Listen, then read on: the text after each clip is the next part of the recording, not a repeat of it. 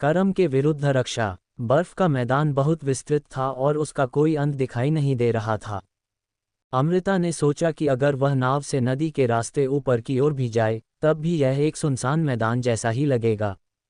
चारों ओर बर्फ जमी होने के कारण आवाज़ भी बहुत धीमी थी। अमृता को ऐसा लग रहा था जैसे वह बिना किसी दिशा के किसी खाली जगह की ओर जा रही हो। हालांकि गाड़ी के चारों ओर मौजूद बॉडीगार्ड और विशाल के लिए स्थिति बिल्कुल अलग थी।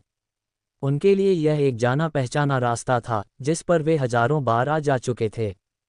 ठक ठक, लकड़ी के शटर पर दस्तक की आवाज़ सुनकर अमृता ने सावधानी से शटर थोड़ा नीचे किया। विशाल ने अंदर झांकते हुए पूछा, क्या हम थोड़ी देर रुकें? क्या मैं रुक सकती हूँ? ये जंगल की शुरुआत है इसलिए यहाँ हवा थोड़ी कम है। अगर तुम कुछ देर चलोगी तो तुम्हारे शरीर को भी थोड़ा आराम मिलेगा। अमृता ने सिर हिला दिया। पूरी तरह बंद खिड़कियों वाली छोटी सी गाड़ी में अकेले बैठे रहना बहुत उदास सा लग रहा था। विशाल ने गाड़ी का दरवाज़ा खोला और अपना हाथ उसकी ओर बढ़ाया। अमृता थोड़ी झिझकी, फिर उसका हाथ पकड़ लिया। विशाल ने उसे नीचे उतारा। विशाल ने कहा था कि यहाँ हवा कम है, लेकिन इसका मतलब यह नहीं था कि हवा बिल्कुल रुक गई थी। हवा के तेज झोंके से उड़ते बालों को अमृता ने दोनों हाथों से समेट लिया। वह अपना रिबन खोलकर बालों को दोबारा बांधना चाहती थी, लेकिन उसने अपने दस्ताने उतारने की हिम्मत नहीं की। ठंडी हवा से उसका सफ़ेद चेहरा जल्दी ही लाल हो गया। विशाल ने अपने दस्ताने उतारे, उसके कोट का कॉलर थोड़ा खोला और दोनों हाथों से उसके गालों को ढक लिया। आपके हाथ दुखने लगेंगे। थोड़ी देर के लिए कोई बात नहीं। क्या गाड़ी में बैठना असुविधाजनक नहीं है? ठीक है, वैसे भी मेरे पास कोई और विकल्प नहीं था। मेयर के निवास की 4 पहियों वाली गाड़ी लाना उचित नहीं था। उसकी जांच और रखरखाव की जरूरत थी और स्वयं गाड़ी भी बहुत भारी थी। अमृता के लिए भी यही बेहतर था कि रास्ता थोड़ा कठिन होने के बावजूद जल्दी से स्ट्रॉन्गहोल्ड पहुंचा जाए। उसे स्ट्रॉन्गहोल्ड की चिंता भी हो रही थी। इसी वजह से उसने अकेले एक छोटी और हल्की 2 पहियों वाली गाड़ी में जाने का फैसला किया था। गाड़ी बिना रुके हिचकोले खा रही थी और उसकी दीवारें भी पतली थीं, इसलिए ठंडी हवा अंदर तक आ रही थी। हालांकि 4 पहियों वाली गाड़ी होने पर भी ठंड पूरी तरह गायब नहीं होने वाली थी। फिर भी उसे स्ट्रॉन्गहोल्ड की वह गाड़ी याद आ रही थी जिसमें एक छोटी सी अंगीठी रखी जा सकती थी। जब मैं पहली बार यहाँ आई थी तब मुझे लगा था कि नाव से यात्रा करने से ज़्यादा मुश्किल कुछ नहीं हो सकता। अमृता मुस्कुराए। उस समय भी उसे मोशन सिकनेस के कारण काफ़ी परेशानी हुई थी, लेकिन इस रास्ते से गुजरने की तुलना में वह कुछ भी नहीं था। अपने पैरों को हिलाओ, हमें शाम तक चलते रहना होगा। विशाल ने ऐसा कहते हुए फिर से अपने दस्ताने पहन लिए। फिर उसने अमृता की दोनों बाहों को पकड़ लिया। अमृता ने उलझन में ऊपर देखा। उसे समझ नहीं आया कि वह ऐसा क्यों कर रहा है। विशाल मुस्कुराया और उसकी बाहों को सीधा ऊपर की ओर खींच दिया। आह आह, उसके अकड़े हुए कंधे से चरमराहट की आवाज़ आई। क्योंकि स्ट्रॉन्गहोल्ड में रहते हुए तुमने ठंड में बिल्कुल भी चलना फिरना नहीं किया। मैं ड्राइंग रूम में थोड़ा चलती थी। एक कमरे में चक्कर लगाना किस तरह की कसरत है? अमृता के पास कहने के लिए कुछ नहीं था, इसलिए वह बेशर्मी से हंस दी। विशाल ने उसकी बाँह नीचे कर दी। फिर इस बार उसने उसे बाएं और दाएं फैलाया। उफ! अमृता के कराहने पर विशाल ने उसका हाथ छोड़ दिया। उसने अपनी मुट्ठी कुछ बार बंद और खोली। अमृता को थोड़ा पछतावा हुआ कि उसने उसे अपने ठंडे हाथों से परेशान किया। विशाल ने धीरे से सांस छोड़ी, फिर उसके चेहरे पर दोबारा मुस्कान आ गई। अगली बार क्या हम कैसल में टहलें? हाँ। अमृता के गाल लाल हो गए। फिर उसने ऊपर देखा और धीरे से सांस छोड़ी। जंगल बहुत घना नहीं था, इसलिए शंकुधारी पेड़ों के बीच से आकाश और बर्फ से ढकी पर्वत श्रृंखलाएं दिखाई दे रही थीं। तुम क्या सोच रही हो? मैं सोच रही हूं कि भविष्य कितना दूर है। विशाल ने हल्के से उसके कंधे को अपनी बांह से घेर लिया। अमृता ने एक पल के लिए आंखें बंद कर लीं। ऐसा लगा जैसे वह उसके क्लोक के किनारे में समा गई हो। इससे सिर्फ हवा रुक रही थी और वास्तव में विशाल के लिए यह और भी ठंडा था, क्योंकि वह लगातार घोड़े पर सवार था। फिर भी उसने अमृता के शरीर को गर्म रखा। अमृता ने सोचा कि अपनी जिंदगी में मिली हर खुशी को कुछ पल के लिए पूरी तरह महसूस कर लेना बुरा नहीं था। घबराओ मत, ये तो बस शुरुआत है। हाँ, चलना चाहोगी? विशाल ने चलना शुरू किया। अमृता भी उसकी बांह के सहारे धीरे धीरे चलने लगी। बर्फ पर उसके कदम पड़ने से कुरकुरी आवाज आ रही थी। उसके जूतों का बाहरी हिस्सा गीला हो गया। आप आगे जा सकते हैं। अगर आप अकेले जाएंगे तो बहुत समय बच जाएगा। कोई बात नहीं। आप स्ट्रॉन्गहोल्ड में सिर्फ अस्थायी व्यवस्था करके मेरे पीछे आए थे। हाँ, लेकिन इतनी जल्दी करने की जरूरत नहीं है। तुम्हें बचाने के लिए दौड़कर आना और फिर अकेले वापस चले जाना क्या अजीब नहीं लगेगा? ये सच है कि आपने मुझे बचाया, लेकिन मैं इसलिए कह रही हूं कि आप पहले वापस जाएं और जरूरी मामलों को संभालें, क्योंकि वापस जाने का रास्ता कठिन है। मैं गलत समझ सकता हूं कि तुम फिर से मुझसे दूर रहने की कोशिश कर रही हो। मैंने ऐसा कभी नहीं किया। सीमा, मैं चीज़ों को समझने में बहुत तेज नहीं हूं, लेकिन इसका मतलब यह नहीं कि मैं पूरी तरह मूर्ख हूं। क्या तुम्हें लगता है कि मुझे पता नहीं चला कि तुम मुझे लक्ष्मी के लिए छोड़ने की कोशिश कर रही थी? अमृता के पास कहने के लिए कुछ नहीं था, इसलिए उसने अपने होंठ काट लिए। विशाल ने अफसोस से कहा, ऐसा मत सोचो कि यह ठीक है। सबसे पहले तो इससे लक्ष्मी को परेशानी होगी। किसने कहा कि मैंने ऐसा किया? तुमने अपनी कम उम्र की कामवली को अपने पति को चाय परोसने के लिए भेजा था। मुझे लगा था कि यह किसी खराब राजनीतिक विवाह का हिस्सा है। अमृता का चेहरा लाल हो गया। वह जानती थी कि वह उसके स्नेह की भूखी थी।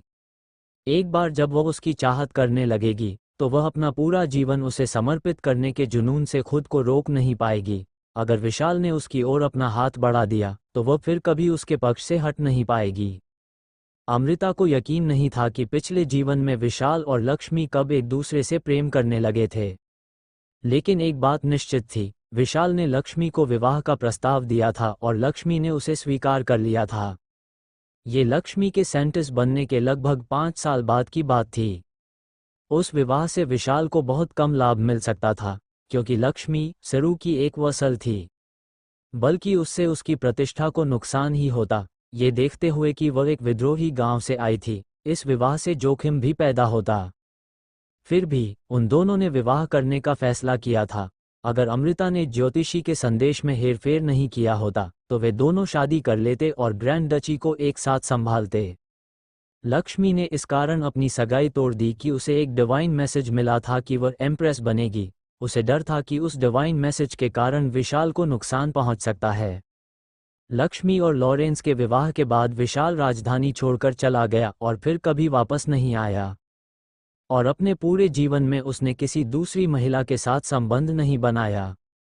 न पहले न बाद में। अंत में अमृता ने इस बार भी विशाल को लक्ष्मी से दूर कर दिया था। अमृता ने उलझे हुए मन से विशाल की ओर देखा। क्या समय बीतने के बाद भी उसका दिल स्वाभाविक रूप से लक्ष्मी की ओर झुक जाएगा? शायद ऐसा ही होगा। लक्ष्मी जैसी खूबसूरत और उज्ज्वल हृदय वाली महिला से वह कैसे प्रेम नहीं कर सकता था?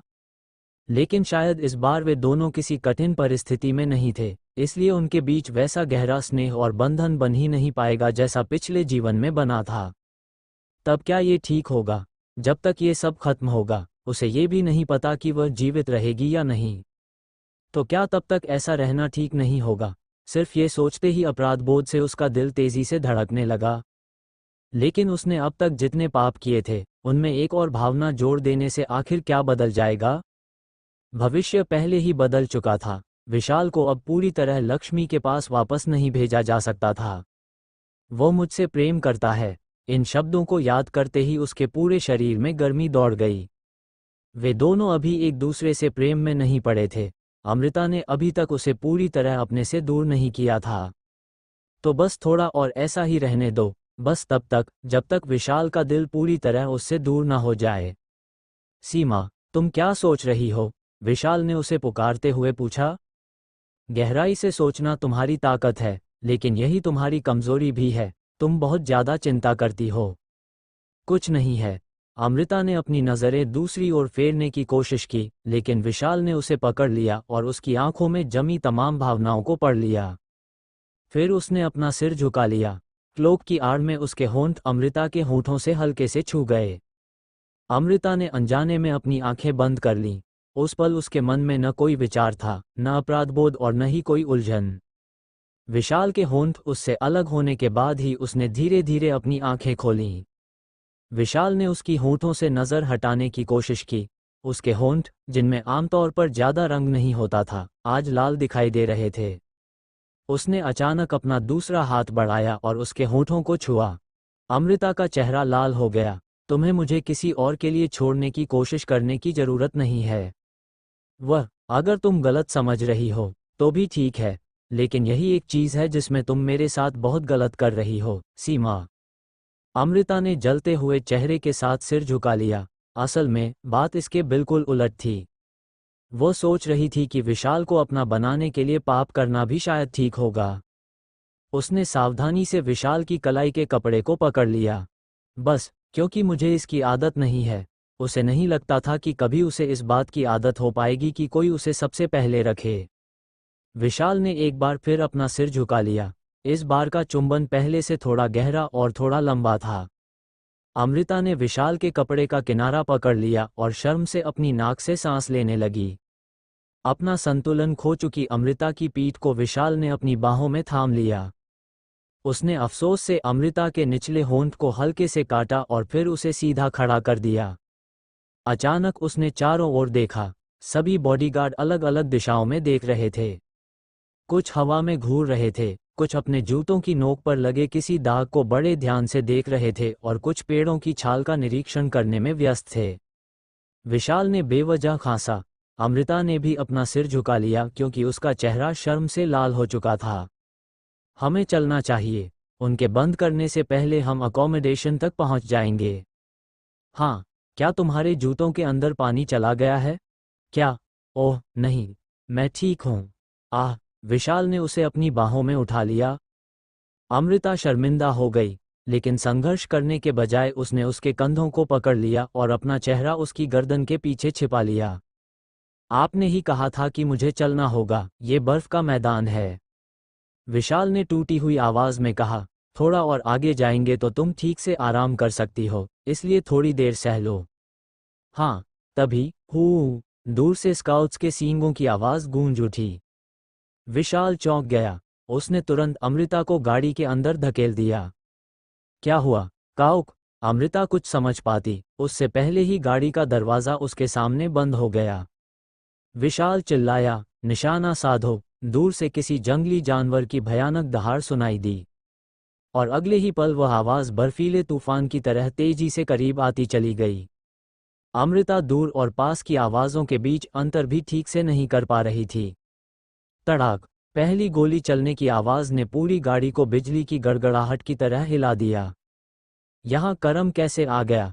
किसी ने चिल्लाकर कहा। एक साथ 20 बंदूकें दागी गईं। लेकिन तेजी से दौड़ते हुए करम के झुंड की रफ्तार पर जरा भी असर नहीं पड़ा, बल्कि ऐसा लग रहा था जैसे वे बंदूकों की आवाज से पहले से परिचित हों। वे पेट के बल झुक गए, अपनी ऊंचाई कम कर ली ताकि गोलियों से बच सकें, और अपनी चारों भुजाओं और दो पैरों की मदद से तेजी से दौड़ने लगे। करम की पीठ पर बर्फ जैसी सफेद फर ढकी हुई थी, इसलिए दूर से उनका आकार ऐसा दिखाई दे रहा था मानो बर्फ की लहरें उठकर उनकी ओर उमड़ती चली आ रही हों। कहा हो, हवा के बीच उनकी चीखें सुनाई दे रही थीं। युवा शूरवीर कॉलिन ने उनके भयावह रूप को देखकर अपनी सांस रोक ली। उसने पश्चिमी सेना में बहादुरी दिखाकर अपनी योग्यता साबित की थी और उसे शूरवीर का पद मिला था। इस साल वह पहली बार विशाल के साथ उत्तर की ओर आया था। वह राक्षसों के खिलाफ लड़ाइयों का पर्याप्त अनुभव रखता था, लेकिन करम को उसने पहली बार देखा था। उसे इतना पता था कि करम दूसरे राक्षसों से अलग होते हैं। फिर भी करम के भयानक वेग और आक्रामकता को देखकर उसका चेहरा डर से पीला पड़ गया। एवरन के बाहर करम को बस एक भयंकर राक्षस के नाम से जाना जाता था। पश्चिम में भी यही स्थिति थी। कॉलिन ने कल्पना की थी कि वे शायद छोटे छोटे ओगर जैसे होंगे। बेशक वे किसी ओगर से कमजोर ही होंगे, लेकिन करम का आमने सामने सामना करना उसकी कल्पना से बिल्कुल अलग था। उन्हें इंसान समझने की कोई गुंजाइश नहीं थी। करम की 4 भुजाएं और 3 आंखें थीं और उनकी ऊंचाई 2 मीटर से थोड़ी अधिक थी। उनकी घनी मांसपेशियां इतनी मजबूत थीं कि उन्हें सचमुच राक्षस कहा जा सकता था। उनकी फुर्ती और शारीरिक गतिशीलता भी इंसानों से कहीं अधिक थी। फिर भी दूसरी ओर वे इंसानों से इतने मिलते जुलते थे कि उनके बीच अंतर करना मुश्किल हो सकता था।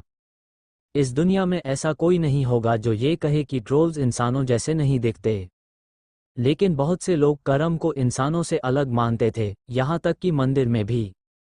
करम 2 पैरों पर चलते थे और अपने हाथों का इस्तेमाल करते थे। उनके शरीर पर फर्क केवल उनकी पीठ और सिर पर होता था। वे औजार बनाना और हथियारों का इस्तेमाल करना जानते थे। उन्होंने खदानें विकसित की थीं और खेत बनाए थे। वे कपड़े पहनते थे।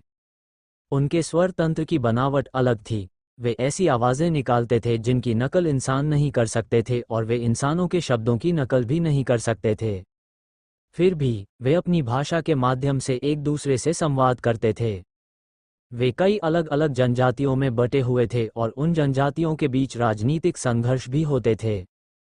उनके हाथों का इस्तेमाल इंसानों जितना कुशल नहीं था और उनकी युद्ध रणनीतियां भी सरल थीं।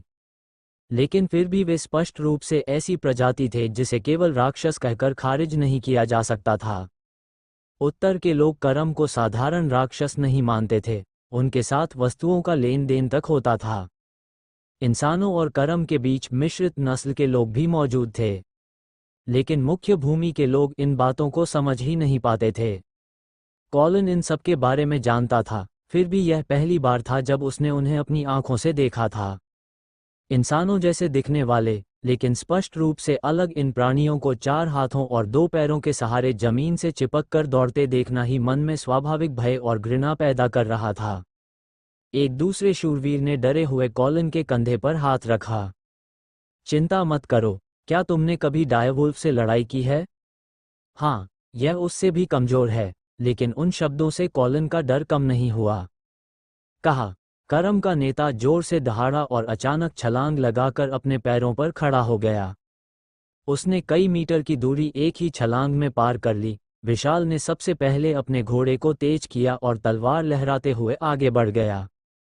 छन्नाक, हवा में छलांग लगाते हुए करम की गर्दन विशाल की तलवार से कट गई। अल्फोंस, नेड, कॉलिन, गाड़ी के पास रहो, विशाल ने आदेश दिया।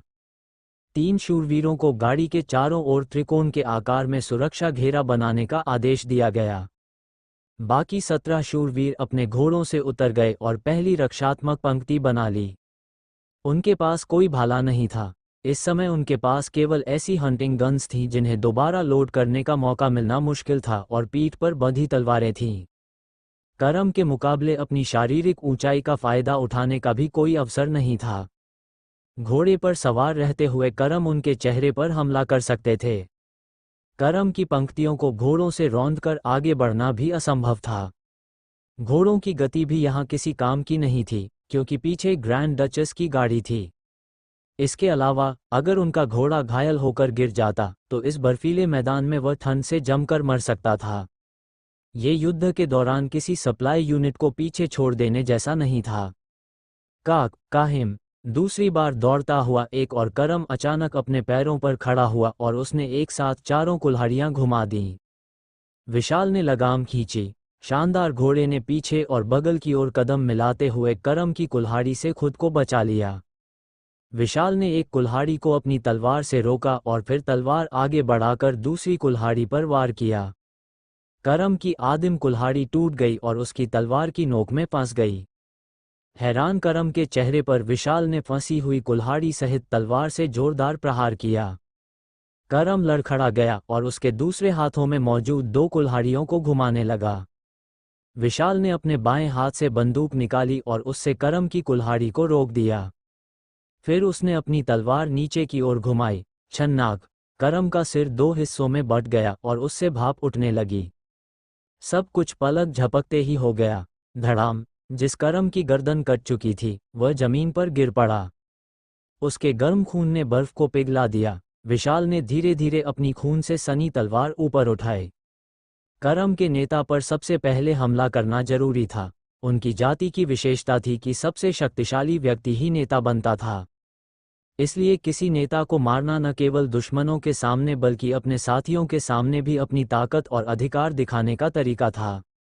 इसी कारण विशाल ने उनके 2 नेताओं को मारकर यह साबित कर दिया कि यहाँ सबसे शक्तिशाली योद्धा वही है। उसका उद्देश्य करम का ध्यान पीछे मौजूद गाड़ी की ओर जाने से रोकना था। करम जोर से चिल्लाए। विशाल अपने घोड़े से उतर गया। अगले ही पल दोनों पक्ष एक दूसरे से भिड़ गए। अमृता ने गाड़ी के अंदर अपने कांपते हाथों को कसकर पकड़ रखा था। उसे युद्ध के बारे में कोई अनुभव नहीं था। विशाल ने एक बार उसे युद्ध के बाद का दृश्य दिखाया था, लेकिन ये पहली बार था जब वह स्वयं युद्ध के बीच में मौजूद थी। आह! एक चीख के साथ एक शूरवीर गाड़ी से जा टकराया। गाड़ी एक बार जोर से हिल गई। इसके तुरंत बाद एक कुल्हाड़ी की धार गाड़ी की बगल वाली लकड़ी में धंस गई। अमृता ने खुद को जितना संभव हो सके गाड़ी के बीच में रखने की कोशिश की। वह केवल इतनी ही कोशिश कर सकती थी कि अपनी चीख को रोकने के लिए सांस रोककर बैठी रहे। कुछ ही देर बाद कुल्हाड़ी की धार गाड़ी की दीवार से निकलकर नीचे गिर गई। कहाक! इस बार हवा को चीरती हुई किसी चीज के गुजरने जैसी तेज आवाज आई। अल्फोंस ने खिड़की के पट पर दस्तक दी और पूछा, क्या आपको कोई चोट लगी है, महामहिम? मैं ठीक हूँ, अमृता ने सांस रोककर धीरे से जवाब दिया। क्या स्थिति बहुत खतरनाक है? उद्धरण चिन्ह ... नहीं, सब ठीक है। अल्फोंस के जवाब में थोड़ी देर की झिझक थी। अमृता समझ गई कि स्थिति काफी खतरनाक थी। फिर भी उसके लिए सबसे अच्छा यही था कि वह शूरवीरों के रास्ते में बाधा न बने। चिंता मत करो, अल्फोंस ने कहा, लेकिन शुरुआत से ही दोनों पक्षों की संख्या में अंतर था। एवरन के शूरवीर सभी बेहद कुशल थे, लेकिन वे युद्ध के लिए पूरी तरह से तैयार नहीं थे। दूसरी ओर करम अपनी जन्मजात शारीरिक शक्ति के बल पर लड़ते थे, भले ही उनके पास अच्छे हथियार न हों। अगर शूरवीरों के पास दोबारा इस्तेमाल करने के लिए पर्याप्त भाले होते तो स्थिति इतनी खराब नहीं होती। करम की संख्या भी उनसे लगभग दोगुनी थी। संख्या का यही अंतर इस समय करम के पक्ष में सबसे बड़ा फायदा था। तभी एक तेज और ऊंची सींग की आवाज सुनाई दी। एक शूरवीर चिल्लाया, मदद आ गई। करम ने भी उस आवाज का अर्थ समझ लिया। काक! उन्हें पीछे हटने मत दो। अगर हमने उन्हें यहां से जाने दिया तो पास का गांव खतरे में पड़ जाएगा। बाकी शूरवीरों ने अपनी तलवारें ऊंची उठाईं और करम का रास्ता रोक लिया। घोड़ों के खुरों की आवाज से जमीन कांपने लगी। डरे हुए करम अलग अलग दिशाओं में भागने की कोशिश करने लगे, लेकिन शूरवीरों ने उन्हें रोक दिया। आने वाली रिएंफोर्समेंट की संख्या केवल 30 थी, लेकिन वे भारी हथियारों से पूरी तरह लैस थे। इतनी संख्या करम के दल को कुचलने के लिए पर्याप्त थी। एक शूरवीर ने उसकी ओर बढ़ रहे करम के पेट में भाला घोंप दिया और अपने घोड़े के खुर से उसे दूर धकेल दिया। दूसरे शूरवीर ने करम की पीठ पर भाला दे मारा और उसके पलटकर हमला करने से पहले ही खुद को सुरक्षित दूरी पर कर लिया। पल भर में युद्ध की स्थिति पूरी तरह बदल गई। तभी अब तक शूरवीरों से लड़ रहे 4 करम अचानक गाड़ी की ओर दौड़ पड़े। करम पहले ही समझ चुके थे कि शूरवीर गाड़ी की सुरक्षा कर रहे हैं। अगर उसके अंदर कोई महत्वपूर्ण व्यक्ति है तो उसे बंधक बनाकर वे पूरी स्थिति को अपने पक्ष में कर सकते थे। ओह आह! अपने हथियार खो चुके करम ने अपने नाखून बाहर निकाले और कॉलिन को पकड़ लिया। उसकी चीख निकल गई, महामहिम! जैसे ही विशाल ने उस पुकार की दिशा में मुड़कर देखा, उसी क्षण एक भाला सटीक रूप से उसके हाथ में आ गया। धन्यवाद, लक्ष्मी! विशाल ने अपनी तलवार फेंक दी और दोनों हाथों से भाला पकड़ लिया। अंतिम करम का शरीर भाले के वार से जमीन में जा धंसा। युद्ध वहीं समाप्त हो गया। इसके बाद अमृता को गाड़ी से बाहर निकाला गया। उसके लिए यह समझना लगभग असंभव था कि युद्ध का परिणाम कैसे निकला। लक्ष्मी, हमें जल्दी करना होगा। लक्ष्मी के पास कुछ समझाने का समय नहीं था। उसने अमृता को अपने घोड़े पर बैठा लिया। एक शूरवीर के पैर में चोट लगी थी। उसे गाड़ी में रखने के बजाय दूसरे शूरवीर ने उसे अपने घोड़े पर उठा लिया। मृत शूरवीर का शव भी जल्दी से दूसरे घोड़े पर रख दिया गया। किसी ने कुछ नहीं कहा। 50 घोड़े पूरी तेजी से अपने मूल गंतव्य की ओर दौड़ पड़े। अमृता ने मजबूती से लक्ष्मी की कमर को पकड़ रखा था। उसके सिर से लेकर पूरे शरीर तक एक बड़ा क्लोक लपेट दिया गया था, लेकिन फिर भी ठंड को रोक पाना मुश्किल था। घायल कॉलन लगातार दर्द से कराह रहा था। आगे दौड़ता हुआ संदेशवाहक गांव के दरवाजे तक पहुंच गया और उनके आने का इंतजार करने लगा। जैसे ही विशाल पहुंचा, वह कॉलन को अपनी बाहों में उठाकर कमरे के अंदर ले गया। 2 शूरवीरों ने कॉलन के शरीर को रस्सी से बिस्तर पर कसकर बांध दिया। फिर उन्होंने उसके हाथ से खून से भीगे कपड़े और चमड़े के टुकड़े हटा दिए। उसकी हालत कैसी है? कोहनी के ऊपर का हिस्सा पहले ही सड़ने लगा है। मैं खुद करूंगा, एक शूरवीर ने अपनी तलवार को आग पर गर्म किया और उसे कीटाणुरहित करने के लिए उस पर शराब डाली। विशाल ने कॉलन का चेहरा पकड़ लिया। क्या तुम मेरी आवाज़ सुन सकते हो, सर कॉलन? सर कॉलन, ओह, तुम्हारी बाह में करम के नाखूनों का जहर फैल गया है। अगर करम का नाखून जहर वहीं छोड़ दिया गया तो सड़न फैलती रहेगी और तुम्हारी मांसपेशियां नष्ट हो जाएंगी। मुझे घाव को काट कर निकालना होगा। कॉलन ने कांपते हुए सिर हिलाया। चिंता मत करो, मैं केवल सड़ा हुआ हिस्सा काटूंगा। इसके बाद कुछ समय तक तुम्हें परेशानी होगी, लेकिन तुम्हारी बाँह बची रहेगी। समझे? तुरंत शूरवीरों ने कॉलन के मुंह में कपड़ा ठूंस दिया ताकि दर्द के दौरान वह अपनी जीभ न काट ले। घाव पर शराब भी डाली गई। खून साफ होने के बाद उसके बुरी तरह क्षतिग्रस्त हाथ पर नाखूनों के गहरे निशान और सड़ चुकी त्वचा दिखाई देने लगी। विशाल ने अपनी तलवार उठा ली। ये कहना झूठ था कि उसकी बाँह पर कोई असर नहीं पड़ेगा। अगर वह इतनी मांसपेशियां काट देता तो निश्चित रूप से उसकी बाँह में समस्याएं रहतीं। ये लगभग बाँह का एक हिस्सा काट देने जैसा ही था। उसका शूरवीर के रूप में जीवन वैसे भी समाप्त हो चुका था। उम्मफ! मुंह में कपड़ा ठूंसा होने के बावजूद कॉलन दर्द से चीख उठा। कटने की प्रक्रिया जल्दी पूरी हो गई। इसके बाद घाव पर खून रोकने वाली दवा डाली गई और उसे कपड़े से कसकर बांध दिया गया। इसके आगे जो कुछ हो सकता था वह केवल भगवान के भरोसे था। पट्टी बांधते हुए विशाल ने तलवार एक तरफ फेंक दी और कॉलन का सिर अपने हाथों में थाम लिया। फिर उसने उसके माथे को चूमा और कहा, सब ठीक है, सब ठीक है। यहाँ यह एक सामान्य प्रक्रिया है, इसलिए कुछ नहीं होगा। कॉलन ने विशाल को पकड़ लिया और अपनी तड़प को रोकने की कोशिश करते हुए धीरे धीरे शांत हो गया। फिर वह बेहोश हो गया। अमृता दरवाजे के बाहर खड़ी होकर उस आपातकालीन उपचार को देख रही थी। लक्ष्मी ने उसका हाथ पकड़कर उसे वहां से खींच लिया। अमृता जानती थी कि उसका शरीर कांप रहा था। गांव के मुखिया ने स्नान के लिए व्यवस्था कर रखी थी। लक्ष्मी ने शीतदंश से बचाने के लिए सबसे पहले अमृता को गुनगुने पानी में बैठाया। दासियां धीरे धीरे गर्म पानी डालती रहीं और उसके जमे हुए शरीर को गर्म करने लगीं। कैसे? उसके होंठ भी कांप रहे थे, इसलिए उसके मुंह से बस इतने ही शब्द निकल पाए। लक्ष्मी ने उत्तर दिया, कल सुबह खबर मिली थी कि करम के कुछ छोटे छोटे दल दिखाई दिए हैं। थोल्ड के पार। थोल्ड पर्वत बहुत दुर्गम थे। थोल्ड गेट कहलाने वाली घाटी को छोड़कर वहां से सेना के गुजरने का कोई रास्ता नहीं था। इसलिए सैकड़ों वर्षों से करम के साथ होने वाला युद्ध मुख्य रूप से थोल्ड गेट के आसपास ही केंद्रित रहा था। जहां तक अमृता जानती थी, स्थिति ऐसी ही थी। लक्ष्मी ने कहा, पर्वत श्रृंखला को पार करना बिल्कुल असंभव नहीं है। शिकारी और जड़ी बूटी इकट्ठा करने वाले अक्सर वहां आते जाते हैं और व्यापारी तथा झूम खेती करने वाले किसान भी उस रास्ते से गुजरते हैं। व्यक्तिगत रूप से पार करने वालों के मामले में हम आंखें मूंद लेते हैं। ये करम और एवरन के बीच एक तरह का समझौता ही था। इसी तरह व्यापार भी होता था। वैसे भी संचार और रूप रंग में इतना अंतर था कि जासूस के रूप में काम करना लगभग असंभव था। लेकिन इससे पहले कभी ऐसा नहीं हुआ था कि लगभग 40 करम एक साथ पर्वत श्रृंखला पार करके आए हों। यही कारण था कि विशाल ने शुरुआत में चेतावनी के तौर पर गोलियां चलाई थीं। शुरू से ही बॉडीगार्ड के पास जो बंदूकें थीं, वे केवल सहायक हथियार थीं, जिनकी मारक क्षमता कम और आग्नेय शक्ति कमजोर थी। जब तक गोली किसी महत्वपूर्ण स्थान पर न लगे, करम के लिए वह कोई बड़ा खतरा नहीं थी। फिर भी उसने गोलियां इसलिए चलाईं ताकि गोलियों की आवाज़ सुनकर करम की प्रतिक्रिया देख सके। लेकिन बिखरने के बजाय करम नीचे झुक गए और दौड़ते हुए आगे बढ़े। हमने अलग अलग स्थानों पर जासूसी दल भेजे थे। तभी मुझे ग्रैंड डचेस की चिंता हुई।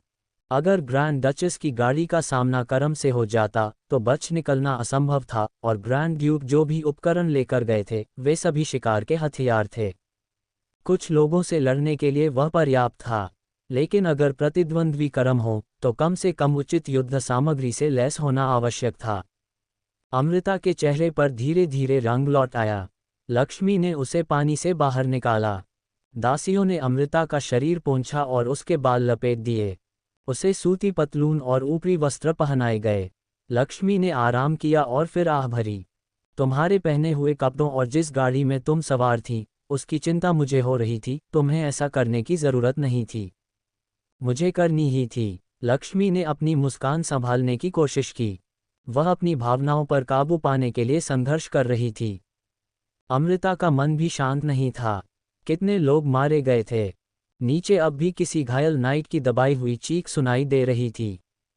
वह उस नाइट की आवाज़ थी जिसकी घायल टांग का इलाज किया जा रहा था। इसके बाद अमृता को उस कमरे में ले जाया गया जहां आग अच्छी तरह जल रही थी। गांव में एकमात्र ठीक ठाक घर मुखिया का था, इसलिए विशाल, सहायता दल के कमांडर और कई बॉडीगार्ड भी वहीं आए थे। सीमा, तुम्हें चोट तो नहीं लगी? विशाल ने अमृता को देखते ही पूछा।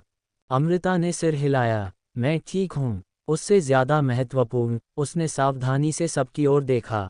बॉडीगार्ड के बीच एक गंभीर वातावरण छाया हुआ था।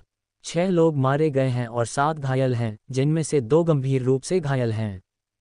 सर नेड ठीक रहेगा। वह ऐसा व्यक्ति नहीं है जो जांघ पर कट लगने के कारण लंबे समय तक बिस्तर पर पड़ा रहे, विशाल ने कहा। 20 लोगों ने बिना उचित उपकरणों के अपने से 2 गुने कर्म का सामना किया था, इसलिए ये कहना उचित था कि उन्होंने बहुत अच्छा किया था। अमृता कॉलन के बारे में पूछ नहीं सकी, इसलिए उसने अपने पैरों की उंगलियों की ओर देखा। समय पर सहायता पहुंचाने के लिए धन्यवाद। अगर थोड़ी भी देर हो जाती तो हम मुश्किल में पड़ जाते। बैरन मॉर्टन की वजह से अधिकांश स्काउट्स पहले से ही उस दिशा में जा रहे थे जहां कर्म का दल देखा गया था। जब वे ग्रैंड डचेस से मिलने के लिए गाड़ी और कपड़े लेकर जा रहे थे, तभी उन्होंने लड़ाई की आवाज़ सुनी। बहुत अच्छा किया, लक्ष्मी। बेशक, यह मेरा कर्तव्य था, लक्ष्मी ने संक्षेप में उत्तर दिया। योद्धाओं का दल इस इलाके में क्यों घूम रहा है? मैं अभी इसकी जांच कर रहा हूं। विशाल ने कुछ देर विचार किया। अमृता के सिर में चक्कर सा आने लगा। जहां तक उसे याद था, इस वर्ष कोई युद्ध नहीं होना था। साम्राज्य के भीतर की परिस्थितियों में हुए बदलावों का कर्म पर प्रभाव पड़ा होगा। ऐसा कोई व्यक्ति नहीं था जो कर्म के साथ इतनी निकटता से संपर्क कर सकता था। अमृता को इस संभावना का पहली बार पता तब चला था जब वह एवरन आई थी। इसलिए ये सोचना सही होगा कि दूसरे क्षेत्रों के लोगों को इसके बारे में जानकारी नहीं थी। आज पहले आराम करना बेहतर होगा। तुम सब वापस जाओ और आराम करो। सूरज डूब चुका है। जी। पीछे हटते हुए बॉडीगार्ड के कदमों की आवाज़ गूंज उठी। लक्ष्मी भी मुड़ी। दरवाज़ा बंद हो गया। विशाल कुछ देर वहीं खड़ा रहा और दोनों हाथों से अपना चेहरा ढांक लिया। वह भावनाओं से अभिभूत था। अमृता चुपचाप अपनी जगह खड़ी रही। जब उसने युद्ध शुरू किया था और विशाल के लोगों को मारा था, तब क्या उसके चेहरे पर भी ऐसा ही भाव रहा होगा? निश्चित रूप से रहा होगा। अनगिनत बार ये सोचते ही उसका दिल तेजी से धड़कने लगा और सांस लेना कठिन हो गया। हर बार सांस छोड़ते समय उसकी छाती के भीतर ऐसी गर्मी महसूस होती जैसे वह जल रही हो। वह आंखें तक खुली नहीं रख पा रही थी, इसलिए वह आंखें बंद करके चुपचाप खड़ी रही। तभी विशाल उसके पास आया। आह! अमृता चौंक कर पीछे हटी। विशाल ने उसका हाथ पकड़ लिया और उसे अपनी बाहों में खींच लिया। 1 मिनट, ऐसे ही रहने दो। वह लंबे समय तक बिना कुछ कहे उसे पकड़े रहा। अमृता का शरीर तंग गया। कितना अच्छा होता अगर वह उसे सामने से गले लगा पाती। ऐसा करने वाला कोई व्यक्ति उसके पास होना चाहिए था, लेकिन अमृता केवल सावधानी और घबराहट के साथ विशाल के बालों को छू सकती थी। उसके बालों में चिपकी हुई मिट्टी लगी थी, जैसे उसने केवल अपना चेहरा और हाथों से खून साफ किया हो। क्या तुम्हें लगता है कि मैं सही हूँ? क्या? मैंने सर कॉलन को साफ किया, उसे चूमा और उसे सांत्वना दी। जब भी मैं ऐसा कुछ करता हूँ, मुझे लगता है कि मैं एक दुष्ट पाखंडी हूँ और इसे सहना कठिन हो जाता है। तुम ऐसा क्यों सोचते हो? दुनिया में बहुत से लोग ऐसे हैं जो सैनिकों की जान को कागज से बने शतरंज के मोहरों की तरह देखते हैं। बहुत कम लोग ऐसे होते हैं जिन्हें सैनिकों की संख्या कम होना बर्बादी लगता है। इसके विपरीत, विशाल ऐसा व्यक्ति था जो हर एक व्यक्ति को याद रखता था और उसके घावों की देखभाल करता था। अमृता जानती थी कि वह ये भी नहीं भूलेगा कि उसने यहाँ कॉलन का इलाज किया था। वह कॉलन के परिवार की देखभाल करेगा और जीवन के अंत तक उसकी मदद करता रहेगा। वह ऐसा ही व्यक्ति था। मैंने सर कॉलन को यहाँ लड़ने के लिए भेजा था। सर कॉलन ने स्वयं लॉर्ड विशाल का साथ देने का फैसला किया था। उस नाइट ने अपनी पूरी निष्ठा आपको दी है, इसलिए आप एक नाइट के रूप में उसका सम्मान कर सकते हैं। विशाल ने गहरी आंखों से कहा, हाँ, वह वफादार है। लॉर्ड विशाल, जितना बेहतर मैं करता हूँ उतने ही अधिक सैनिक मेरे लिए मरेंगे। ये निष्ठा पाने के लिए किया गया पाखंड नहीं है। आप ये सब दिल से करते हैं, लेकिन परिणाम तो वही है। कभी कभी मुझे लगता है कि मैं सैनिकों से कह रहा हूं कि वे मेरे लिए मरें। अमृता कुछ नहीं कह सकी। क्या तुम्हें लगता है कि दुर्भाग्यपूर्ण परिणाम देने वाली सद्भावना का कोई मूल्य है? क्या उस नेक रास्ते का कोई मूल्य है जो अंत में केवल बलिदान छोड़ जाए? लॉर्ड विशाल, क्या सब कुछ छोड़ देना बेहतर नहीं होगा? क्या किसी और का बलिदान मेरे लिए उचित है? विशाल ने अमृता से पूछा, लेकिन ऐसा नहीं लग रहा था कि वह वास्तव में उत्तर की उम्मीद कर रहा था। वह फिर शांत हो गया। अमृता ने कांपते हाथों से धीरे से उसके चेहरे को छुआ। उसकी आंखों के आसपास आंसू नहीं थे, लेकिन ऐसा लग रहा था जैसे वे कभी भी छलक सकते हैं। इसे समझाना कठिन है, लेकिन सीमा, मुझे लगता है कि जो लोग बिना किसी संदेह के आपके साथ हैं, वे आपके लिए मरने में भी कोई पछतावा नहीं करेंगे। विशाल ने अपने होंठ भींच लिए। तुम ऐसा इसलिए सोचती हो क्योंकि तुमने किसी असली पाखंडी या असली दुष्ट को नहीं देखा है। अमृता यह नहीं कह सकी। इसके बजाय उसने धीरे से उसका सिर अपनी बाहों में ले लिया। वह इस आलिंगन में अपनी बाहों को कसने की हिम्मत भी नहीं कर रही थी। अगली सुबह विशाल ने मारे गए बॉडीगार्ड के शवों को हाथ से बनाए गए सफ़ेद कपड़े से ढक दिया। स्ट्रॉन्ग होल्ड के लोग अलग से आएंगे। जी, गांव के मुखिया ने सिर झुका दिया। एक छोटा सा शोक समारोह मौन और सलामी के साथ समाप्त हुआ। उचित अंतिम संस्कार बाद में स्ट्रॉन्गहोल्ड में किया जाना था। दूर क्षितिज पर भोर के आकाश में आग और धुएं के 4 संकेत उठे। ये थोल्ड गेट के किले से आया संकेत था। दिन खत्म होने के समय थोल्ड में भी कुछ समस्या हुई है। नाइट ने कहा, मुझे जाना होगा। विशाल ने आह भरी। एक मार्गदर्शक सीमा का संकेत देता था, 2 मार्गदर्शक स्थानीय संघर्ष का, और 3 मार्गदर्शक कर्म की बड़ी सेना के आने का, और 4 मार्गदर्शक का अर्थ था कि निर्णय लेने वाले अधिकारियों के निर्देश की तत्काल आवश्यकता है। क्या ये युद्ध है? अमृता ने पूछा। विशाल ने उत्तर दिया, मैं निश्चित नहीं हूँ, बल्कि मुझे लगता है कि कर्म के भीतर किसी समस्या की संभावना अधिक है। अगर ऐसा है तो वे भी हमारी ओर पूरी ताकत से युद्ध करने नहीं आ सकते। अंदर से कर्म के भीतर कई शक्तियां हैं, इसलिए उनके बीच संघर्ष होता रहता है। जहां तक मुझे पता है, पिछले कुछ वर्षों से कुछ लोग प्रभावशाली शक्ति बने हुए हैं, विशाल ने कहा और फिर धीरे से अमृता के गाल पर हाथ फेरा। बहुत चिंता मत करो, इसका मतलब यह नहीं है कि युद्ध शुरू हो गया है। स्ट्रॉन्ग होल्ड जाओ। मैंने केवल अस्थायी व्यवस्था की है, इसलिए कृपया वहां की देखभाल करना। जी, सैन्य मामलों को एगेट के भरोसे छोड़ सकती हो। अमृता ने सिर हिलाया। इस बार विशाल ने लक्ष्मी को बुलाया। लक्ष्मी, जी, मुझे तुम पर विश्वास है। सीमा के साथ रहना। लक्ष्मी ने घुटने मोड़कर सलामी दी। मॉर्टन की बेटी इस आदेश का पालन करेगी। अंत में विशाल ने अमृता के कंधों पर अपने हाथ रखे। फिर उसने अपनी आंखों के सामने उसकी आंखों से आंखें मिला लीं। ऐसा लग रहा था जैसे वह उसकी निगाहों को अपनी आंखों में हमेशा के लिए अंकित करना चाहता हो। सीमा, मुझे तुम पर भरोसा है, इसलिए तुम भी मुझ पर भरोसा करो। लॉर्ड विशाल, तुम जो कुछ भी करती हो, उसकी जिम्मेदारी मेरी है। इसे मत भूलना। उसने यह बात पहले भी सुनी थी, लेकिन उस समय की तुलना में अब इन शब्दों का भार बिल्कुल अलग था। वह भारी बोझ की तरह उसके हृदय पर आ गिरा। हम साथ मिलकर सही रास्ता खोज लेंगे। अमृता ने सिर नहीं हिलाया। वह ऐसा कर ही नहीं सकी। विशाल ने उसे एक बार गले लगाया और फिर छोड़ दिया। मैं वापस आऊंगा, ये कहकर उसने अपनी टोपी पहनी और घोड़े पर सवार हो गया। 5 बॉडीगार्ड घोड़ों पर उसके पीछे चल पड़े। 6 घोड़े बर्फीले तूफान की तरह उत्तर की ओर दौड़ गए। लक्ष्मी असमंजस में थी। विशाल ने उसे बंदूक क्यों दी थी, इसका कारण पूरी तरह अज्ञात नहीं था। लेकिन क्या सिर्फ इसलिए कि वह अमृता की लेडी इन वेटिंग थी, इतनी बड़ी जिम्मेदारी उसे सौंप देना कुछ ज्यादा नहीं था? क्या बेहतर नहीं होगा कि आप इसे सीधे हर ग्रेस को ही दे दें? अगर वह इस चीज को चलाए और यह उसके हाथ से छूटे नहीं, तो वह किसी चमत्कार से कम नहीं होगा।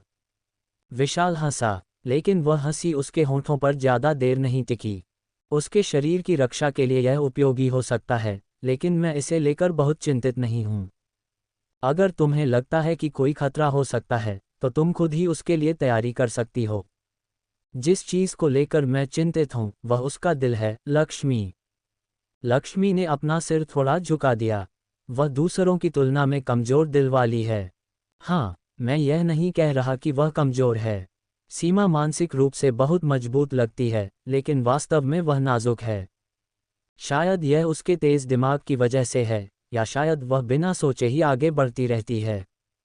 उसे सबसे बुरी स्थिति की कल्पना करने की आदत है और दक्षता शब्द से वह आसानी से विचलित हो जाती है। विशाल ने आह भरी, लेकिन अगर तुम उसके साथ रहोगी तो सब ठीक रहेगा। तुम्हें हमेशा सही रास्ता ढूंढना आता है। मैं अभी अभी हर ग्रेस को जान पाई हूँ। अगर आप मुझे उसकी रक्षा के लिए अपनी जान तक देने को कहेंगे तो मैं उसका पालन करूंगी। लेकिन बस उसके साथ रहो। क्या तुम ऐसा कर सकती हो? लक्ष्मी ने बंदूक ले ली। उसे यकीन नहीं था कि वह ऐसा कर पाएगी। वह समझ नहीं पा रही थी कि विशाल ने उसे इतनी बड़ी जिम्मेदारी क्यों सौंपी थी। शायद इसलिए कि उस पर भरोसा किया गया था, उसने पूरे मन से इस जिम्मेदारी को स्वीकार कर लिया। लक्ष्मी ने अपने कपड़े बदले और बंदूक को वापस अपनी पोशाक के अंदर छिपा लिया। फिर वह अमृता के कमरे में लौट गई। उस रात एक अंतिम संस्कार हुआ। यह उन बॉडीगार्ड का अंतिम संस्कार था जिन्हें करम ने मार डाला था, और उन गार्ड्स का भी जिन्हें साउथ सी के लोगों ने मार दिया था। अमृता ने एहतियात के तौर पर शोक के कपड़े भी रखे थे, लेकिन उसने नहीं सोचा था कि उसे इस तरह पहनना पड़ेगा। अमृता बहुत कम अंतिम संस्कारों में शामिल हुई थी। एक सुपीरियर होने के नाते वह इससे भी कम अंतिम संस्कारों में गई थी। ऐसा नहीं था कि उसे मृत्यु का अनुभव कम था, लेकिन उसके अधीन रहने वाले लोग आमतौर पर ऐसे लोग होते थे जिनका कोई नाम या पहचान नहीं होती थी। इतनी निष्ठा के साथ मरने में भी उनके लिए कोई सम्मान नहीं होता था। वह ये तक नहीं बता सकती थी कि वे वास्तव में कौन थे और उनका असली स्वामी कौन था। कई बार उनके असली नाम तक कब्र के पत्थर पर नहीं लिखे जा सकते थे। अंतिम संस्कार में शामिल होने पर अमृता कभी शोक नहीं मनाती थी और न ही यह कहती थी कि मृत व्यक्ति कितने सम्मानित थे। इसके बजाय वह उनके परिवार को पेंशन देती थी। सामान्यतः यही वह कीमत थी जो वह उनकी निष्ठा के बदले चुकाती थी। कभी कभी वह बदला लेने जैसी कार्रवाई भी करती थी, लेकिन वह कभी उसके लोगों के लिए नहीं होती थी। लॉरेंस उससे कुछ अलग था, लेकिन वह भी अपने अधीनस्थों की मृत्यु को बहुत अधिक महत्व देने वाला व्यक्ति नहीं था। अमृता जिन अंतिम संस्कारों में शामिल होती थी, वे आमतौर पर ऐसे लोगों के होते थे जिनसे उसका कोई व्यक्तिगत संबंध नहीं था। किसी बूढ़े नोबलमैन की मृत्यु, किसी युवा ए की मृत्यु। अंतिम संस्कार के पीछे उदासी और उम्मीद से भरी बातचीत होती थी कि मृत्यु के कारण कौन सा टाइटल बदलेगा और संपत्ति के अधिकार और जिम्मेदारियां किसे मिलेंगी। ये राजनीति का एक हिस्सा था। अक्सर शक्ति संबंध बदल जाते थे और सामाजिक परिस्थितियां भी बदल जाती थीं। कभी कभी साम्राज्य की अर्थव्यवस्था तक उलझ जाती थी, लेकिन यहाँ का अंतिम संस्कार अलग था। सोफी ने अमृता को काले कपड़े पहनाते समय पूरे समय रोया। रूबी की आंखें भी लाल थीं। दोनों मृतकों को व्यक्तिगत रूप से नहीं जानती थीं, फिर भी हर कोई दुखी था। पूरे स्ट्रॉन्गहोल्ड में फैले अंधेरे वातावरण में दुख भी चिंता जितना भारी लग रहा था। उस दुख की तुलना में अंतिम संस्कार स्वयं बहुत साधारण था। विशाल सभा कक्ष में दर्जनों ताबूत रखे गए थे। लक्ष्मी ने सावधानी से अमृता से पूछा, क्या आप शव देखना चाहेंगी? क्या मुझे देखना चाहिए? यहाँ प्रथा है कि मास्टर किसी सम्मानित योद्धा के माथे पर पदक रखते हैं। अभी ग्रैंड ड्यूक यहाँ नहीं है, इसलिए ग्रैंड डचेस को ये करना चाहिए। अगर आप आश्वस्त नहीं हैं तो मैं आपके लिए कर दूंगी। नहीं, अमृता इतनी नाजुक नहीं थी कि सड़े हुए शवों को देखने से डर जाए। फिर भी लक्ष्मी और विक्रम दोनों उसे चिंतित निगाहों से देख रहे थे। ताबूत का ढक्कन कंधों तक खुला था। शवों को पहले ही साफ कर दिया गया था और उन्हें वस्त्र पहनाए गए थे। चेहरों पर हल्का मेकअप था, इसलिए खून की कमी के कारण पीला पड़ने को छोड़कर वे जीवित चेहरों से अलग नहीं लग रहे थे। अमृता ने सोचा कि फ्यूनरल डायरेक्टर ने टूटे हुए शरीर को ठीक करने और चेहरों को सजाने में कितनी मेहनत की होगी। फिर भी वे इतना सब कर पाने की स्थिति में थे। असली युद्धभूमि में शायद किसी शव को सीधे ताबूत में रख देना भी एक विलासिता माना जाता होगा। अमृता ने लक्ष्मी द्वारा दिए गए पदकों को एक एक करके शवों के माथे पर रखा। पदक एक सिक्के जितना बड़ा था और उस पर सरू का राजचिन्ह खुदा हुआ था। उसकी त्वचा को छूने का एहसास मोम जितना ठंडा था। इन सभी लोगों की मृत्यु अमृता की वजह से हुई थी। ऐसा नहीं था कि उसने उन्हें जानबूझकर मौत की ओर धकेला था, बल्कि वे उसकी रक्षा करते हुए मरे थे। रूबी अकेली ऐसी व्यक्ति थी जो कभी इसी तरह उसके लिए मरी थी। ताबूतों के ढक्कन बंद कर दिए गए। अच्छा किया, विक्रम ने उसके कान में धीरे से प्रोत्साहन के शब्द कहे। उसे लगा कि युवा ग्रैंड डचेस इन मौतों से विचलित हो गई होगी। ऐसा माना जाता था कि राजधानी में आराम से पले बड़े नोबल्स ने कभी किसी मृत शरीर को नहीं देखा होगा। शायद ये पहली बार था जब उसने बीमारी या किसी अन्य कारण से नहीं, बल्कि चाकू और हथियारों से कटे फटे किसी व्यक्ति की मृत्यु देखी थी। अमृता ने बिना कोई उत्तर दिए सिर हिला दिया। हर ताबूत पर एक झंडा ढक दिया गया। मृत गार्ड्स के ताबूतों को स्वयं विशाल ने ग्रैंड डची के झंडे से ढका था, और इस बार नए मृतकों के ताबूतों को विक्रम और अन्य बॉडीगार्ड ने ढका। अमृता सोचने लगी कि वेयरहाउस में ऐसे कितने झंडे और चांदी के पदक रखे होंगे। केवल इन्हीं चीज़ों पर खर्च करके ही वह दिवालिया हो सकती थी। कुछ और पीड़ित भी थे। कैड्रायल द्वारा मारे गए सर्वेंट्स और उनके परिवारों के ताबूतों को सफ़ेद कपड़े में लपेटा गया था। ताबूतों को बाहर ले जाया गया। बॉडीगार्ड दोनों ओर पंक्तिबद्ध हो गए। अमृता मास्टर की जगह खड़ी रही और आखिरी ताबूत के बाहर जाने तक इंतजार करती रही। जमीन खोदने के लिए बहुत ठंड थी। सभी ताबूतों को सुरक्षित रखा जाएगा और वसंत ऋतु में उन्हें उनके अपने गृहनगर की कब्रों में दफनाया जाएगा। कोई जोर जोर से नहीं रोया, किसी ने बंदूक भी नहीं चलाए। इसलिए शुरुआत से अंत तक अंतिम संस्कार शांत रहा। पुरोहित एस की घंटियों की आवाज़ धीरे धीरे दूर होती गई। शोकाकुल परिवार और मित्र उनके पीछे चले गए। प्रवेश द्वार के पास दो काम्बुलस लोगों के बीच सफ़ेद कपास से बने फूल बांट रही थीं। जैसे ही छोटी छोटी सिसकियां बाहर चली गईं, विशाल सभा कक्ष में सन्नाटा भर गया। महामहिम, लक्ष्मी ने सावधानी से अमृता को पुकारा। काले घूंघट के पीछे छिपा उसका चेहरा साफ दिखाई नहीं दे रहा था। विशाल ने कहा था कि वह कमज़ोर है, लेकिन लक्ष्मी समझ नहीं पा रही थी कि वह शोक मना रही थी या कुछ महसूस ही नहीं कर रही थी। चलिए वापस चलते हैं, महामहिम को और आराम करना चाहिए। आरती कहाँ है? तभी अमृता ने पूछा। लक्ष्मी रुक गई, लेकिन उसे जवाब देना ही पड़ा। आरती टेंपल में है। बड़े पापियों को ग्रैंड हॉल के अंतिम संस्कार में प्रवेश करने की अनुमति नहीं थी, क्योंकि अब वे ग्रैंड डची के लोग नहीं माने जाते थे। जॉर्डन परिवार ने खुद को संगठित कर लिया था और अब उन्हें मंदिर में उन लोगों की तरह अस्थायी रूप से रखा गया था जिनकी मृत्यु बीमारी या अन्य कारणों से हुई थी। संभवतः अगले दिन बिना किसी अंतिम विदाई समारोह के उन्हें स्थानांतरित कर दिया जाएगा। ये सौभाग्य था कि परिवार के सदस्यों को वहां उपस्थित होने की अनुमति दी गई थी। अमृता धीरे धीरे मुड़ी। क्या आप वहां जाना चाहती हैं? रूबी सबसे पहले समझ गई कि वह कहाँ जा रही थी। यह मैडम की गलती नहीं है, रूबी ने धीमी आवाज में कहा। ग्रैंड ड्यूक ने उन्हें दंड दिया था। मिस आरती ने ऐसा अपराध किया था जिसकी सजा मृत्यु थी। मैं जानती हूँ, अमृता ने उत्तर दिया। उसका इरादा ताबूत के सामने जाकर माफ़ी मांगने का नहीं था। जो बीत चुका था उसके लिए वह कुछ नहीं कर सकती थी। कैड्रायल का काम उसकी भविष्यवाणी की सीमा से बाहर था। अमृता का मुख्य काम जितना संभव हो सके वेरिएबल्स को कम करना और लोगों को एक अनुमानित सीमा के भीतर चलाना था। लेकिन सिर्फ इसलिए कि वह अमृता थी, इसका मतलब यह नहीं था कि वह दुनिया की हर चीज़ जानती थी। अप्रत्याशित घटनाओं से होने वाले बलिदान अपरिहार्य थे। अमृता चाहती थी कि वेरिएबल्स में जितना संभव हो उतना कम बदलाव हो और वह योजना को विफल होने से बचाने के लिए अपना सर्वश्रेष्ठ प्रयास करती थी। लेकिन ऐसा नहीं था कि वह इसलिए दुखी नहीं होती थी क्योंकि लोगों की जान उसके लिए महत्वपूर्ण नहीं थी, बल्कि इसलिए कि वेरिएबल जितना छोटा होगा, योजना की सफलता की संभावना उतनी ही अधिक होगी। जब अप्रत्याशित बलिदान होते थे तो उसकी प्रतिक्रिया शोक करना नहीं होती थी। उसे ब्लाइंड स्पॉट का विश्लेषण करना होता था और वेरिएबल्स को इस तरह बदलना होता था कि अगली बार योजना विफल न हो। और उसे शायद ही कभी इसके लिए अपराधबोध होता था, क्योंकि वह ये सब अपने लिए नहीं करती थी। उसे आरती को बचाने के लिए भी अपराधबोध नहीं था। लक्ष्मी के लिए ऐसा करना स्वाभाविक था। आखिरकार, क्या एक टूल के लिए दूसरे टूल के प्रति सहानुभूति रखना हास्यास्पद नहीं होता? लेकिन आज का दिन अलग था। आज मरने वाले लोग अमृता के लिए मरे थे। 2 साल के कॉन्ट्रैक्ट मैरिज के लिए ये कीमत बहुत अधिक थी। और अब वह इन सब की जिम्मेदार थी। अब वह केवल गुप्त रूप से विशाल की पीठ के पीछे पाप करने वाली व्यक्ति नहीं थी, बल्कि उसकी पत्नी थी।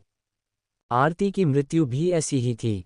उसे मरने की जरूरत नहीं थी, और उसकी वजह से सरू में विभाजन पैदा हुआ था। यह ऐसा वेरिएबल था जिसके बारे में अमृता ने सोचा भी नहीं था। लेकिन वह इन सब बातों से आगे निकल चुकी थी, सिर्फ आज के लिए। आज उसे भावनाओं के साथ बह जाने दो। शायद ऐसा इसलिए था क्योंकि उसने ऐसा अंतिम संस्कार देखा था जैसा उसने पहले कभी नहीं देखा था। अमृता ने कभी इतने परिचित और संयमित शोक की भावना नहीं देखी थी। नहीं, शायद कोई भी कभी उस भावना का आदी नहीं हो सकता। लोग यहाँ भावनाओं के नहीं, बल्कि प्रक्रियाओं के आदी हो चुके थे। विशाल भी शायद कभी इसका आदी नहीं हो पाएगा, तब भी नहीं जब उसने एवरन को बर्बादी की ओर धकेल दिया था। मंदिर शांत था। ऐसा इसलिए था क्योंकि पुरोहित ऐसा अंतिम संस्कार का नेतृत्व करने के लिए बाहर गए हुए थे। अमृता ने लक्ष्मी और कामवलस को मंदिर के प्रवेश द्वार पर छोड़ दिया। अल्फोंस ने लैंप उठा लिया। एवरन स्ट्रॉन्गहोल्ड का मंदिर स्ट्रॉन्गहोल्ड की आबादी, भौगोलिक और राजनीतिक महत्व की तुलना में बहुत छोटा था। ऐसा इसलिए था क्योंकि कैसल में पर्याप्त जमीन नहीं थी। जिस चैपल में आरती का ताबूत रखा गया था वह भी छोटा था। केवल चैपल के बाएं और दाएं कैंडल्स जल रही थीं।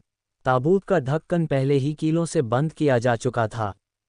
चिकने सफ़ेद कपास के बजाय उस पर खुरदुरा, बिना रंगा हुआ कपड़ा चढ़ा था। बीच में सफ़ेद फूल नहीं, बल्कि कहीं से लाया हुआ मिसलटो रखा था, जिस पर फल लगे हुए थे। उसके सामने लगभग 30 वर्ष की एक महिला नाइट खड़ी थी, नेहा जॉर्डन। वह जॉर्डन परिवार की सबसे बड़ी बेटी थी। आह, महामहिम! मेल ने उसकी मौजूदगी महसूस करते ही पीछे हटकर जल्दी से घुटने टेक दिए। अमृता ने मेल से तब मुलाकात की थी जब वह अभी अभी यहाँ आई थी। यह उसी समय की बात थी जब रास्ते में सभी लोगों ने उसका स्वागत किया था। उस समय मेल 100 सैनिकों की कमान संभालने वाली नाइट कैप्टन के रूप में बेहद शानदार और प्रभावशाली लग रही थी। नाइटहुड के बाद उसे थोल्ड गेट के किले में सेवा देनी थी।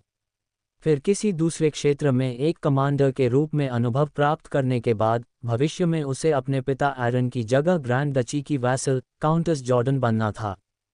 आज अंतिम संस्कार में शामिल हुए बाकी बॉडीगार्ड की तरह ही काले कपड़ों में खड़ी वह कैप्टन भी अलग नहीं दिख रही थी। पूरे काउंट जॉर्डन परिवार का पद और दर्जा छीन लिया गया था। हालांकि एक प्रशिक्षित नाइट का कौशल ऐसी चीज नहीं थी जिसे यूं ही त्याग दिया जाए। सजा दिए जाने भर से उनकी सैन्य शक्ति को तुरंत कम नहीं किया जा सकता था। इसी कारण मेल ने अपने एपलेट्स को सफ़ेद कपड़े से ढक रखा था। वह एक नाइट के रूप में सेवा कर चुकी थी, लेकिन अब अपना पद खोकर एक साधारण नागरिक बना दी गई थी। फिर भी केवल एक घुटने पर बैठकर सलामी देने के बजाय मेल दोनों घुटनों के बल बैठी और सिर झुका दिया। यह आम लोगों द्वारा ग्रैंड डचेस का अभिवादन करने की परंपरा के अनुसार था। खड़ी हो जाओ, अमृता ने धीमी आवाज में कहा। मेल सिर झुकाए हुए खड़ी हो गई। उसका रवैया शांत और संयमित था। अगर मैं किसी से मिलने की उम्मीद कर रही होती तो मुझे लगा था कि मार्गरेट या एरन को देखूंगी। मेरे पिता गश्त पर गए हैं। मेरी माँ बीमार हैं। सर एरन की उम्र में गश्त करना मुश्किल होगा। उन्होंने खुद जाने की इच्छा जताई। वह अपने बच्चे को गलत तरीके से पालने के लिए कम से कम थोड़ा सा प्रायश्चित करना चाहते थे।